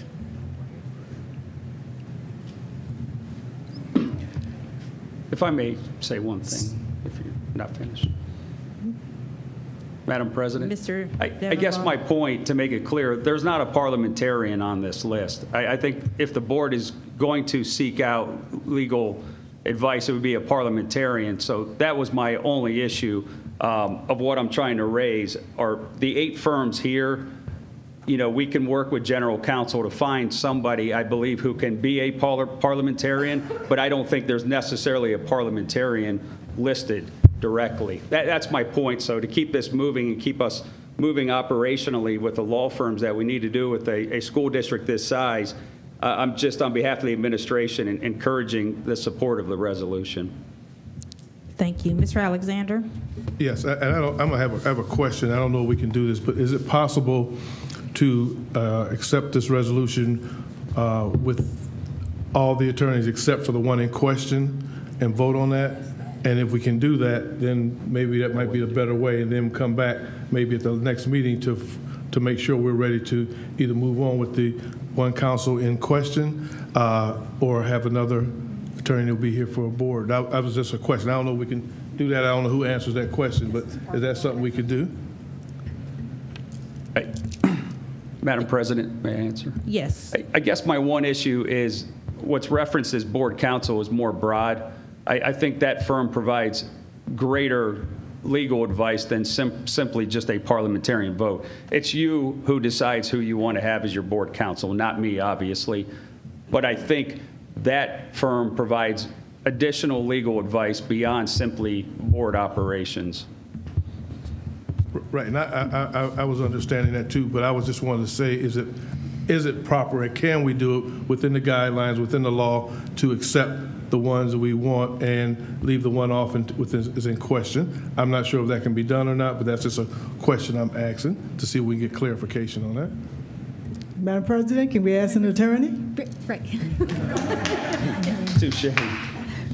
Yeah, I believe because it's all in one resolution. I'm not an attorney, Right. but it's all in one resolution, so I don't think we can take out parts of it. So Right. And it's all or none. And what Dr. my comment Molnar? was going to be is we keep using this term parliamentarian. This is an instance possibly for a parliamentarian. However, most of what I heard Madam Sykes say, I don't think a parliamentarian is going to fill those needs for us. I hear this team say that they have attorneys that they contact daily and they answer questions for you.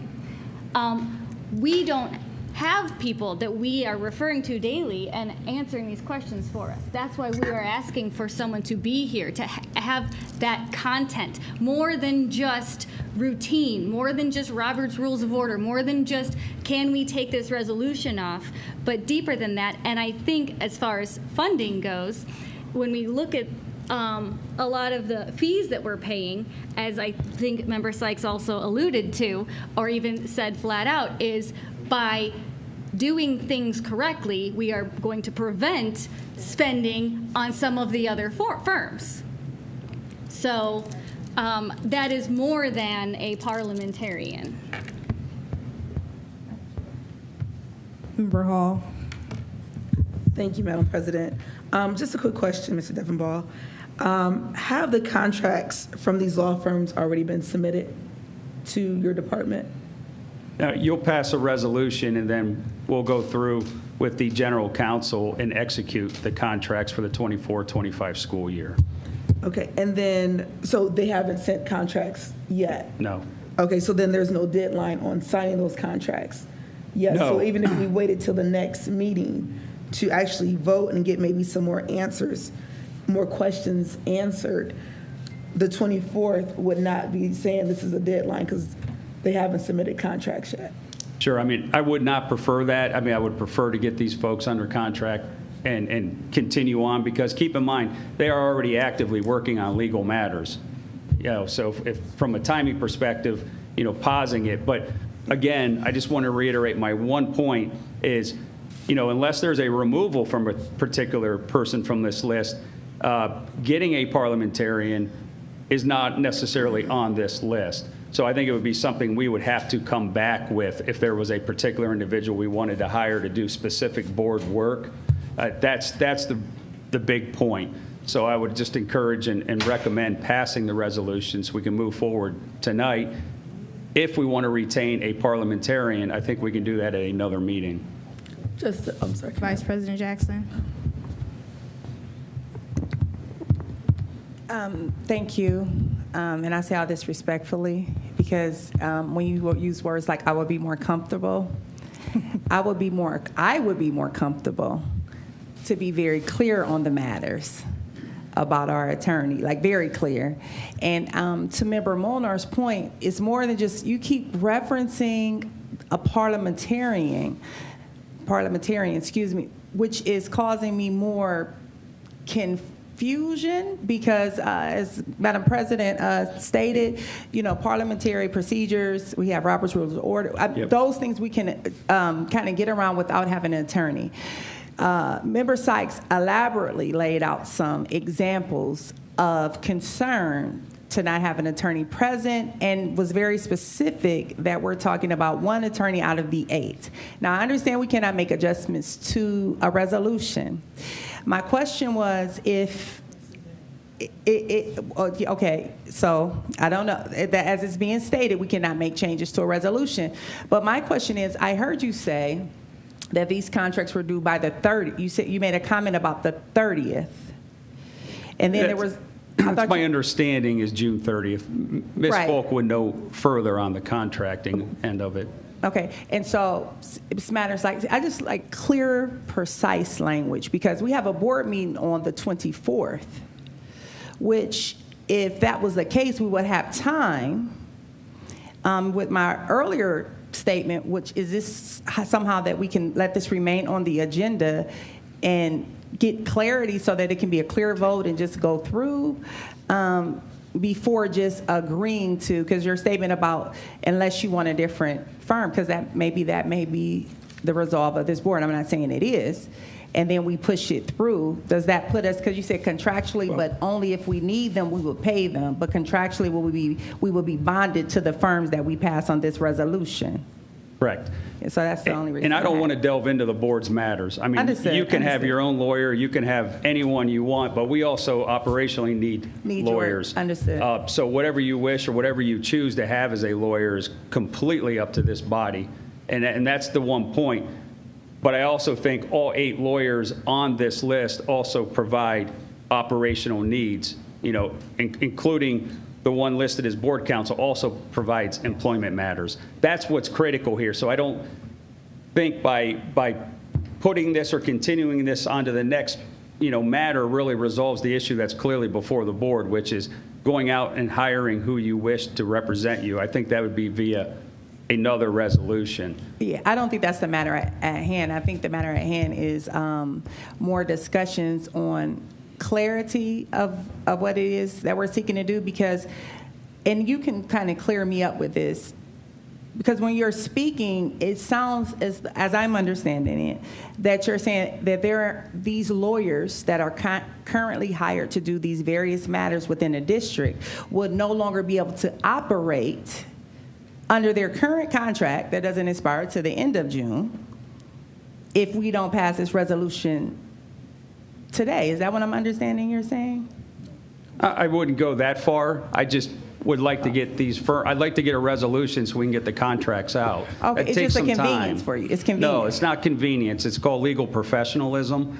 And I think we need to make sure that we're able to get these law firms under contract and not hold it up based on a parliamentarian or a lawyer for the board, because all 8 lawyers do provide services outside of the board. That's the key. I mean, even the attorney who's listed as board counsel provides employment support. So I think it's critical that we pass the resolution so we can get these folks under contract for the 24-25 school year. But they currently will still be able to provide this. Can I? Okay. So if I could just speak for a second, what I heard board member Sykes state earlier was that she really didn't have a problem with the fact that we had operational attorneys here, and that the main issue was an exception to not having the support they needed from a particular firm. Okay, so I guess, the question, and this is, I think, what Attorney Duffenbaugh was trying to state as well, is that is a decision that this board as a body can make those determinations as to who they feel would be comfortable for them and who they feel would provide them with the information they need. When we talk about parliamentarian, what we're talking about, because what we heard is that there was a need for help on procedural matters of how the board goes into executive session, how the board makes decisions, when what the rules are. Those are generally under the concept, under the whole, realm of parliamentarian. So that's what we're referencing in terms of what this board would need. But the other firms that are listed here are really for purposes of day-to-day operations that we need to continue. So just if that helps, at least in understanding what the board is seeking versus what we are trying to just move along our routine, our annual continuation to have our attorneys here, because they are needed for day-to-day needs, which I think was what everyone understood. So. Thank you. Dr. Molnar? Thank you, Madam President. I have 2 quick comments. One, I know I have said, and I know Member Jackson heard and reiterated, that we've made it pretty clear that we want something much more than a parliamentarian. So it's really frustrating to keep being told and offered something. We are the board, and we should be able to make these decisions, and I feel we are clearly saying that is not what it is that we are seeking. And the second is, to reiterate something that Member Sykes said, emergency situations in general, I get that we are down to a deadline. It is unfortunate that yet again we are down to a deadline, but I think as a board and as a district and as an entire team, we should be able to have the opportunity to be presented with things when we are not down at the deadline, so we can discuss things before we are down to a deadline, so that way we have the time to feel comfortable with the decisions that we are making instead of pressured into them. Ms. Autry. Thank you. Can I just offer a suggestion at this point, since we are where we are? I think one thing that's really important is to understand is that every attorney, regardless if they're operational, whatever their function is, they represent the Board of Education, not the administration. Every attorney you hire is your attorney. They represent the board. They may answer questions of administration because that's their area of expertise, but every one of them is the board's attorney. Typically, in my experience, I've not seen this many firms hired at once, because many law firms can handle they have a special education attorney, they have a contract attorney, they have bond counsel, they have those things encapsulated in their firm. But regardless of that, at this point, it sounds very clear to me that there's too much indecision. I would recommend tabling this agenda item and then coming together on some committee in short fashion, whether that be the Finance Committee, which meets Monday, or whatever committee that we want, and put this as an agenda item at a committee level to figure that out because I'm unclear exactly what you want. And it's not because I'm not listening, it's just because I'm not fully clear. And typically, also, attorney contracts don't come up at the start of the school year. They are typically done at the organizational meeting in January of every year. But that's not how it's done here, and I don't know why that is, but that is the way it's done here. And I guess that ultimately it doesn't matter, but if we table this and then the superintendent have conversations with Ms. Autry and figure out what is the will of the board, and we can get that done for our next meeting. And I understand it puts you in a position you don't want to be in, but we put ourselves in that position to some degree as an administration. So it is what it is, and we need to move forward. Ms. Hall. So Google is not an attorney, but it is stating that resolutions can be Of course it amended. can. That was my point. And also, a source says as long as that it's on the floor right now, it can be amended. Of course it can. So, So on the floor already Madam Chair, is a may I- motion. Madam Chair, may I please? Thank you, Madam Chair. Let me just say, first of all, I am not against attorneys. I am particularly not against these attorneys that's on this list. I appreciate and thank them very much for the services that they are providing this organization, this school board. And as I said in the beginning, the only reason why I said board matters is because that's what you said, board matters. I'm just talking about, I'm just repeating what's on here. As everyone keeps saying, if you read this, if you see this, I did read this, I did comprehend this, I do understand this, and I'm simply using the terminology that's on here. This company is responsible, this law firm is responsible for board matters.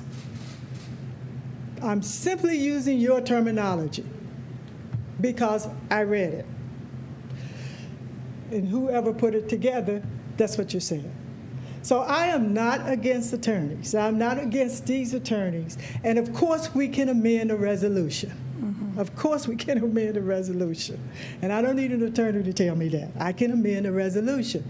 But I also, let's not forget the other part. This is not about the administration. This is about this board too. Because I keep bringing this issue up. What did the attorney say? And the answer is client-attorney privileges. And I am saying that that is not a valid answer for not having an attorney present to answer board members' questions. So I'm not on the administration. I appreciate everything that you do. We do need to have better understandings as to what an attorney, whether it's 1, 2, 3, or all of these attorneys, can answer our questions. How What is the process? How can we go through this? And so while it's like you have put us yet again in this spot where if we vote no for this, it appears if we're holding up the administration, we're not helping the children, we're not doing what we need to do from a legal standpoint. But if we continue to vote for these types of resolutions that's coming to us at the last minute, where if we ask a question, when you get back to us, it's after the fact. So we vote for it, we don't have the answer. But yet we are saying, let's continue to go out and spend public dollars without the people that they have elected feeling comfortable as we can with what we're doing for this board and for the children. Let's not forget the children, always, because everything we do is for the children. So it is. Madam Chair, I really don't know. I don't know what to do other than what I'm doing is expressing my frustration. Thank you. So Madam we've had President. robust discussion. Mr. Alexander, I'm just going to say, because it sounds like some research done that we could do an amendment to a resolution, and if that's legal and we can do it, I would think it would be wise to go ahead and vote for those that we want to, and if we can amend it and then table the one, and I then move on. If we are comfortable with that firm, once we're comfortable with that firm after talking to them and they can provide what we want, then okay. If not, then if the board feels they want to change a firm and get another firm, that would be okay too. And I think that would be only one firm that we'd have to deal with next time versus having to deal with, how many is it, eight firms? So that was my question. I don't know if we can do that, but that was my question I'm asking. So if we can do that, my suggestion would be to vote for the 7 and then hold off the 1 and then come back if we need to. Thank you, Mr. Alexander. So there's a motion on the floor for this resolution. We've had the discussion, so we've heard from everyone, I think, and so here we are. We have some options that have been presented to us. And so if any of those options are the will of the board, then it will require, I guess, a motion within this motion. And if not, the motion stands as it is right now on the board, on the floor. So if there's a motion to make any amendments. We want to amend the motion I made. Well, the motion was made that we accept these firms. Maybe I will make the motion to change that motion that we accept the 7 firms on the list and table the 8th one, or the one we're in concern with. So there is a motion within the motion? Sure. I think we need to, I think we all know what we're talking about, but I think for transparency, we need to say what firm we're taking off this list publicly. So there's a secondary motion on the floor. Madam Chair, may I? Okay, so I hesitate to do this because I do not want to give the public or anyone the opinion that I think that the 8th firm is not competent, qualified, and has not provided us competent legal counsel. I do not want to put that out there in any kind of a way. And so in order to do this, then it would mean that I would ask if we could just could table the resolution. I can rescind my motion to table if that's what the board's will is. So just to be clear, on the floor now is the motion 29.2 resolution, annual retention of the legal services for 2024-25 school year. That's the original motion that's on the floor now. That was the original motion. Then I amended that motion to say. But no one seconded. Right, so we didn't have the motion on the So floor. that original motion still stands, and we've had the discussion. Is there any further discussion? Seeing none, roll call, please. Dr. Thompson. And to be clear. Oh, I'm sorry. Did we receive a second? Yeah, we already, because we discussed it. We need someone to Second. Right. We already make the motion and second the motion. We did that already because we But discussed that was for it. something that we're not voting on right now, correct? So that was the motion to table this. I did not clarity. I did not put that in motion form because we still have the one issue on the floor that.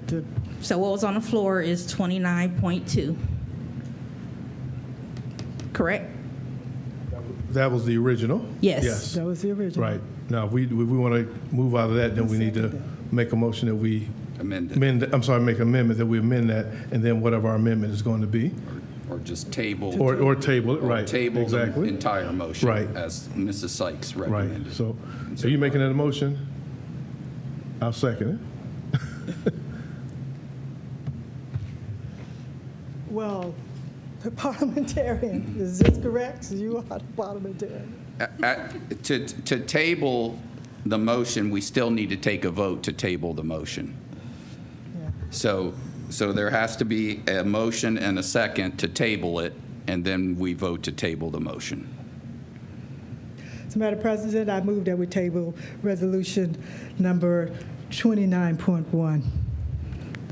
So the motion Retention is, of legal services for the 2024-2025 school year. so this is a secondary motion still, right? That's correct. The motion is to table item 29.2 by Member Sykes. Is there a second? Second. It's been seconded by Mr. Alexander. Is there any discussion around tabling 29.2? Seeing none, roll call, please, Dr. Thompson. Ms. Jackson, Yes. Mrs. Sykes, Yes. Yes. Dr. Molinar, Yes. Mr. Alexander, Yes. Ms. Autry, Yes. Ms. Hall. Yes. The motion is tabled 6-0. Thank you. The next item under unfinished business is 29.3, resolution extending no school uniforms for the 2024-25 school year. Is there a motion? So moved. It's been moved by Mr. Alexander. Is there a second? Second. Seconded by Dr. Molnar. Is there any discussion? Member Hall. Thank you, Madam President. So just to be clear, that we are making a motion or voting for no uniforms for the next school year, 2024-2025. Yes. Correct. Okay. So then next year, we'll have to vote again on this. So is this something that we vote every single year on, if we're going to have uniforms or not? I don't know that we do it every single year because when uniforms were in place, they were just in place. So the previous board kind of put a freeze on uniforms Coming due to out of COVID, yes. So at what point in time do we just vote on something and just let it be standard? Because next year we're going to have to vote on this again, right? So we've been voting on this for what, 4 years? No. When we came out of 2020 was COVID. Okay, 2021 they opened school back up April, May, and June. Okay, so 3 years. So then next year will be 4 years, and we'll have to vote on if we're going to do uniforms again, or when do we just say, this is our policy, this is our handbook, we will have uniforms or we will not, and it will just be that because COVID, we're back in school full time now. So at what point do we stop voting for the suspension? I don't have of an answer to uniforms? that. I do. Mr. Alexander. What happened? We have a policy already for uniforms. What we did is just suspended it. I understand that. Right. And so if we want to adjust the policy or make some amendments or changes to the policy committee would get that policy, change it, and make the changes. Or we can continue to keep the policy that we have and use that policy and not suspend it next time. We just chose not to do anything with the policy previous board, and we didn't do anything until we just suspended it. Right. So Dr. Molnar. As it was explained to me, the policy that we have on file with uniforms is an older policy. So even if we did not freeze it, there are adjustments likely that would need to be made because we have not been making annual adjustments to that policy. So it would need to go through the legal policy committee probably regardless, but because we have schools that are starting really soon and they need the handbooks really soon, if we suspended it this year, it will give us months or a year to have it go through the legal policy committee and come up with a policy that then we would not hopefully need to suspend or pause or hold, that we would develop as a committee the way we do for all other school policies. Member Hall. Thank you, Madam President. Thank you for that, both of you. But we go back into the same kind of question we just talked about, is everything is last minute. Like, yes, we're doing a new policy for dress code, but we have to vote on this now to say yes or no, we're going to do uniforms. Then we're going to have to vote again once a new dress code policy comes in place. We're going to have to vote on that again. So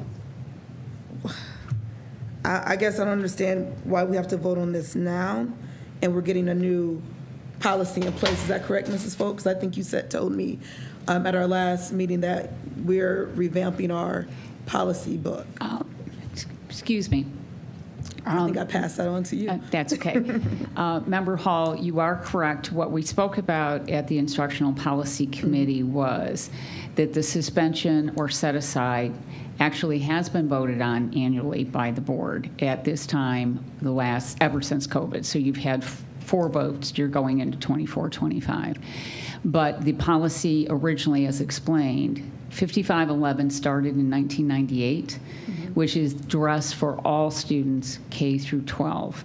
And it is time to go through that policy as it was explained through the Legal Policy Committee, which would be presented because there's also a other review of the student code of behavior that is related to that.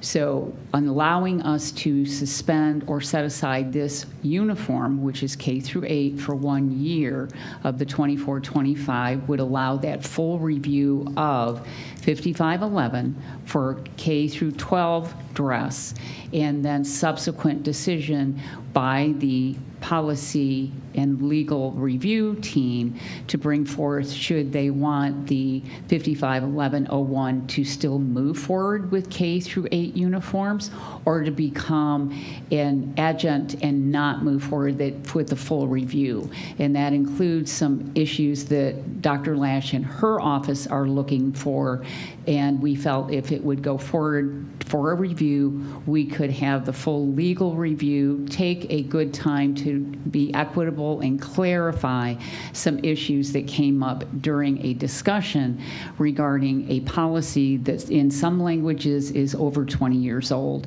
regarding what is a baggy shirt, what is this, what is that, and that was what was allowing us to just suspend uniforms only for the 1 school year coming forward so that we could get the handbook and everything ready, allow parents then to understand what our comments are, what is their intake going forward under the legal policy as they reviewed it and brought it forth during the 24-25 years so you would know exactly what to do for 25-26 and going forward. Thank you, Madam President. So just to be clear, we vote on this today, yay or nay. We're going to have another review of the policy to vote on, yay or nay. Will that come before next year? Will that policy and dress code and all of that be completed before next June? Probably be done way before that. It would come through, say, during the legal policy during, say, the fall for a full review, and you would probably have a final determination going forward as to what would affect the 25-26 school year. And Dr. Molnar was at the Instructional Policy Committee, heard this presentation, and felt that that was a good use of the committee to move it forward. So the original 5511 and the subsequent K-8 uniforms will come together to be addressed, and it will be completed, I would hope, by winter, if that's a policy that we can go through and get full input from the staff, the students, and the families as well. Dr. Molnar might have another comment. Yes, thank Dr. you. Molnar. And thank you. And what I appreciate about this, although this is something we're doing last minute so we can get things printed now, it's actually very forward thinking because this is not final. This is happening with a plan that is going to start that, by winter, hopefully, we will have something that we will be able to communicate to families for next school year, next August. So instead of telling families in June what may or may not happen in August, which is what is happening now, we will have from January for people to prepare, get comfortable, ask questions, share it out. Thank you. Any other discussions around Resolution 29.3? Seeing none, roll call, please, Dr. Thompson. Mrs. Sykes, Yes. Dr. Molinar, Yes. Mr. Alexander, Yes. Ms. Autry, Yes. Ms. Hall, Yes. Ms. Jackson. Yes. Motion carries 6-0. Thank you. And now, item 29.4 is the resolution, bond issue and levy of taxes. Bond and levy of additional taxes in excess of the 10 mil limitation and certifying the same to the Board of Elections. Is there a motion?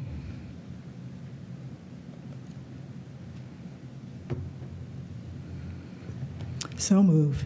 It's been moved by Member Sykes. Is there a second? Second. It's been seconded by Mr. Alexander. Is there any discussion?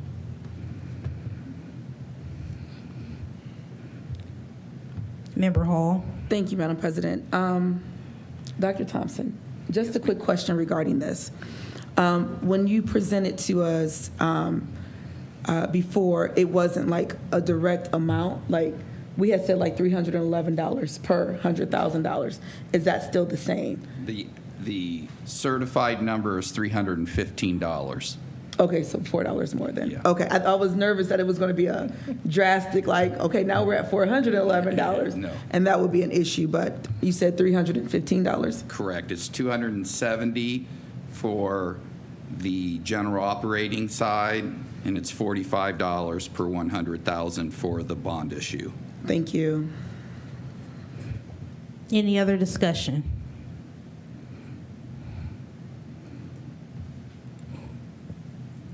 Seeing none, roll call, please, Dr. Thompson. Mrs. Sykes, Yes. Dr. Molinar, Yes. Mr. Alexander, Yes. Ms. Autry, Yes. Ms. Hall, Yes. Ms. Jackson. Yes. Motion carries 6-0. Thank you. And now we return to item 22.1, which was moved from the consent agenda to unfinished business, and this is approval of the 25-26 school year calendar. Is there a motion?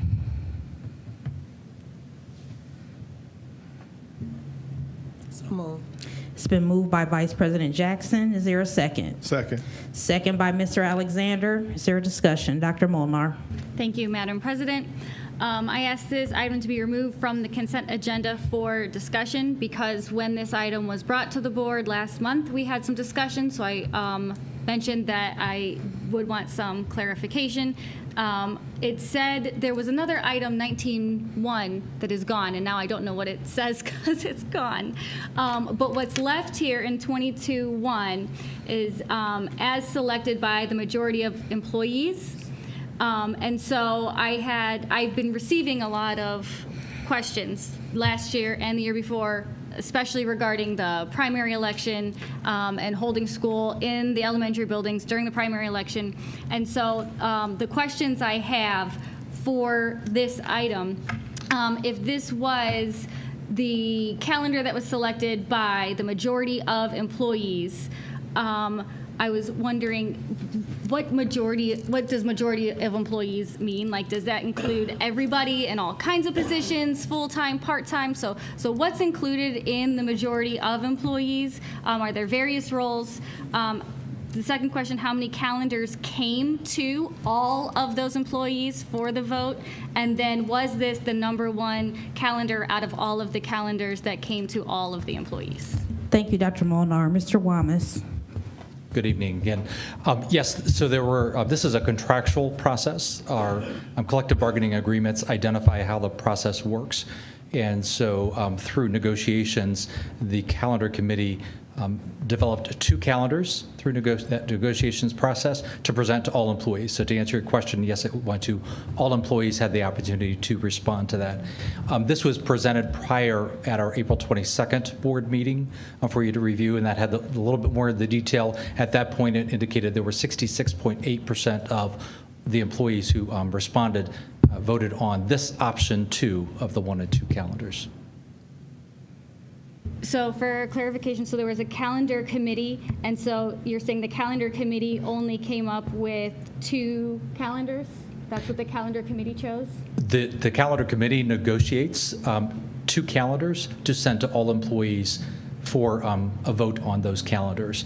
That's per contractual language. Is we provide 2 calendars for all employees to vote on, and it's the top of the 2 calendars that is presented then to the board. Okay, sorry, I've never negotiated, so I don't know what negotiate, and I guess the difference between a negotiate and a vote, or to create, I guess what's the difference between creating a calendar and negotiating a calendar? Sure. When we got together for that negotiations, we had representatives from the different unions that were present, discussed different things to incorporate into the calendar. We started with some base ideas of what we're looking for typically start and end of the school year, different obviously break times that we would want to be incorporating, things of that sort that would be part of that discussion, and looking at placement of those different days and the professional development days and things of that sort. And so then these 2 calendars are the ones that group said that all the different groups wanted. Correct. In that negotiations, those were the 2 calendars that were negotiated that would be then sent to all employees for that vote. Thank you. Thank you. Any other questions around this item? Seeing none, roll call, please. Dr. Thompson. Ms. Autry. Yes. Excuse me. Ms. Hall. Yes. Ms. Jackson. Yes. Ms. Sykes. Yes. Dr. Molnar. Yes. Mr. Alexander. Yes. Motion carries 6-0. Thank you. There is no new business. There is a need to recess into executive session pursuant to Ohio Revised Code 121.22G1 for the purpose of considering the employment of public employees or officials of the school board. Is there a motion? So moved. It's been moved by Dr. Molnar. Is there a second? Second. Second by Mr. Alexander. Any discussion? Seeing none, roll call, please. Dr. Thompson? Dr. Molnar. Yes. Mr. Alexander. Yes. Ms. Autry. Yes. Ms. Hall. Yes. Ms. Jackson. Yes. Mrs. Sykes. Yes. Motion carries 6-0. Thank you. We are in recess at 7:48.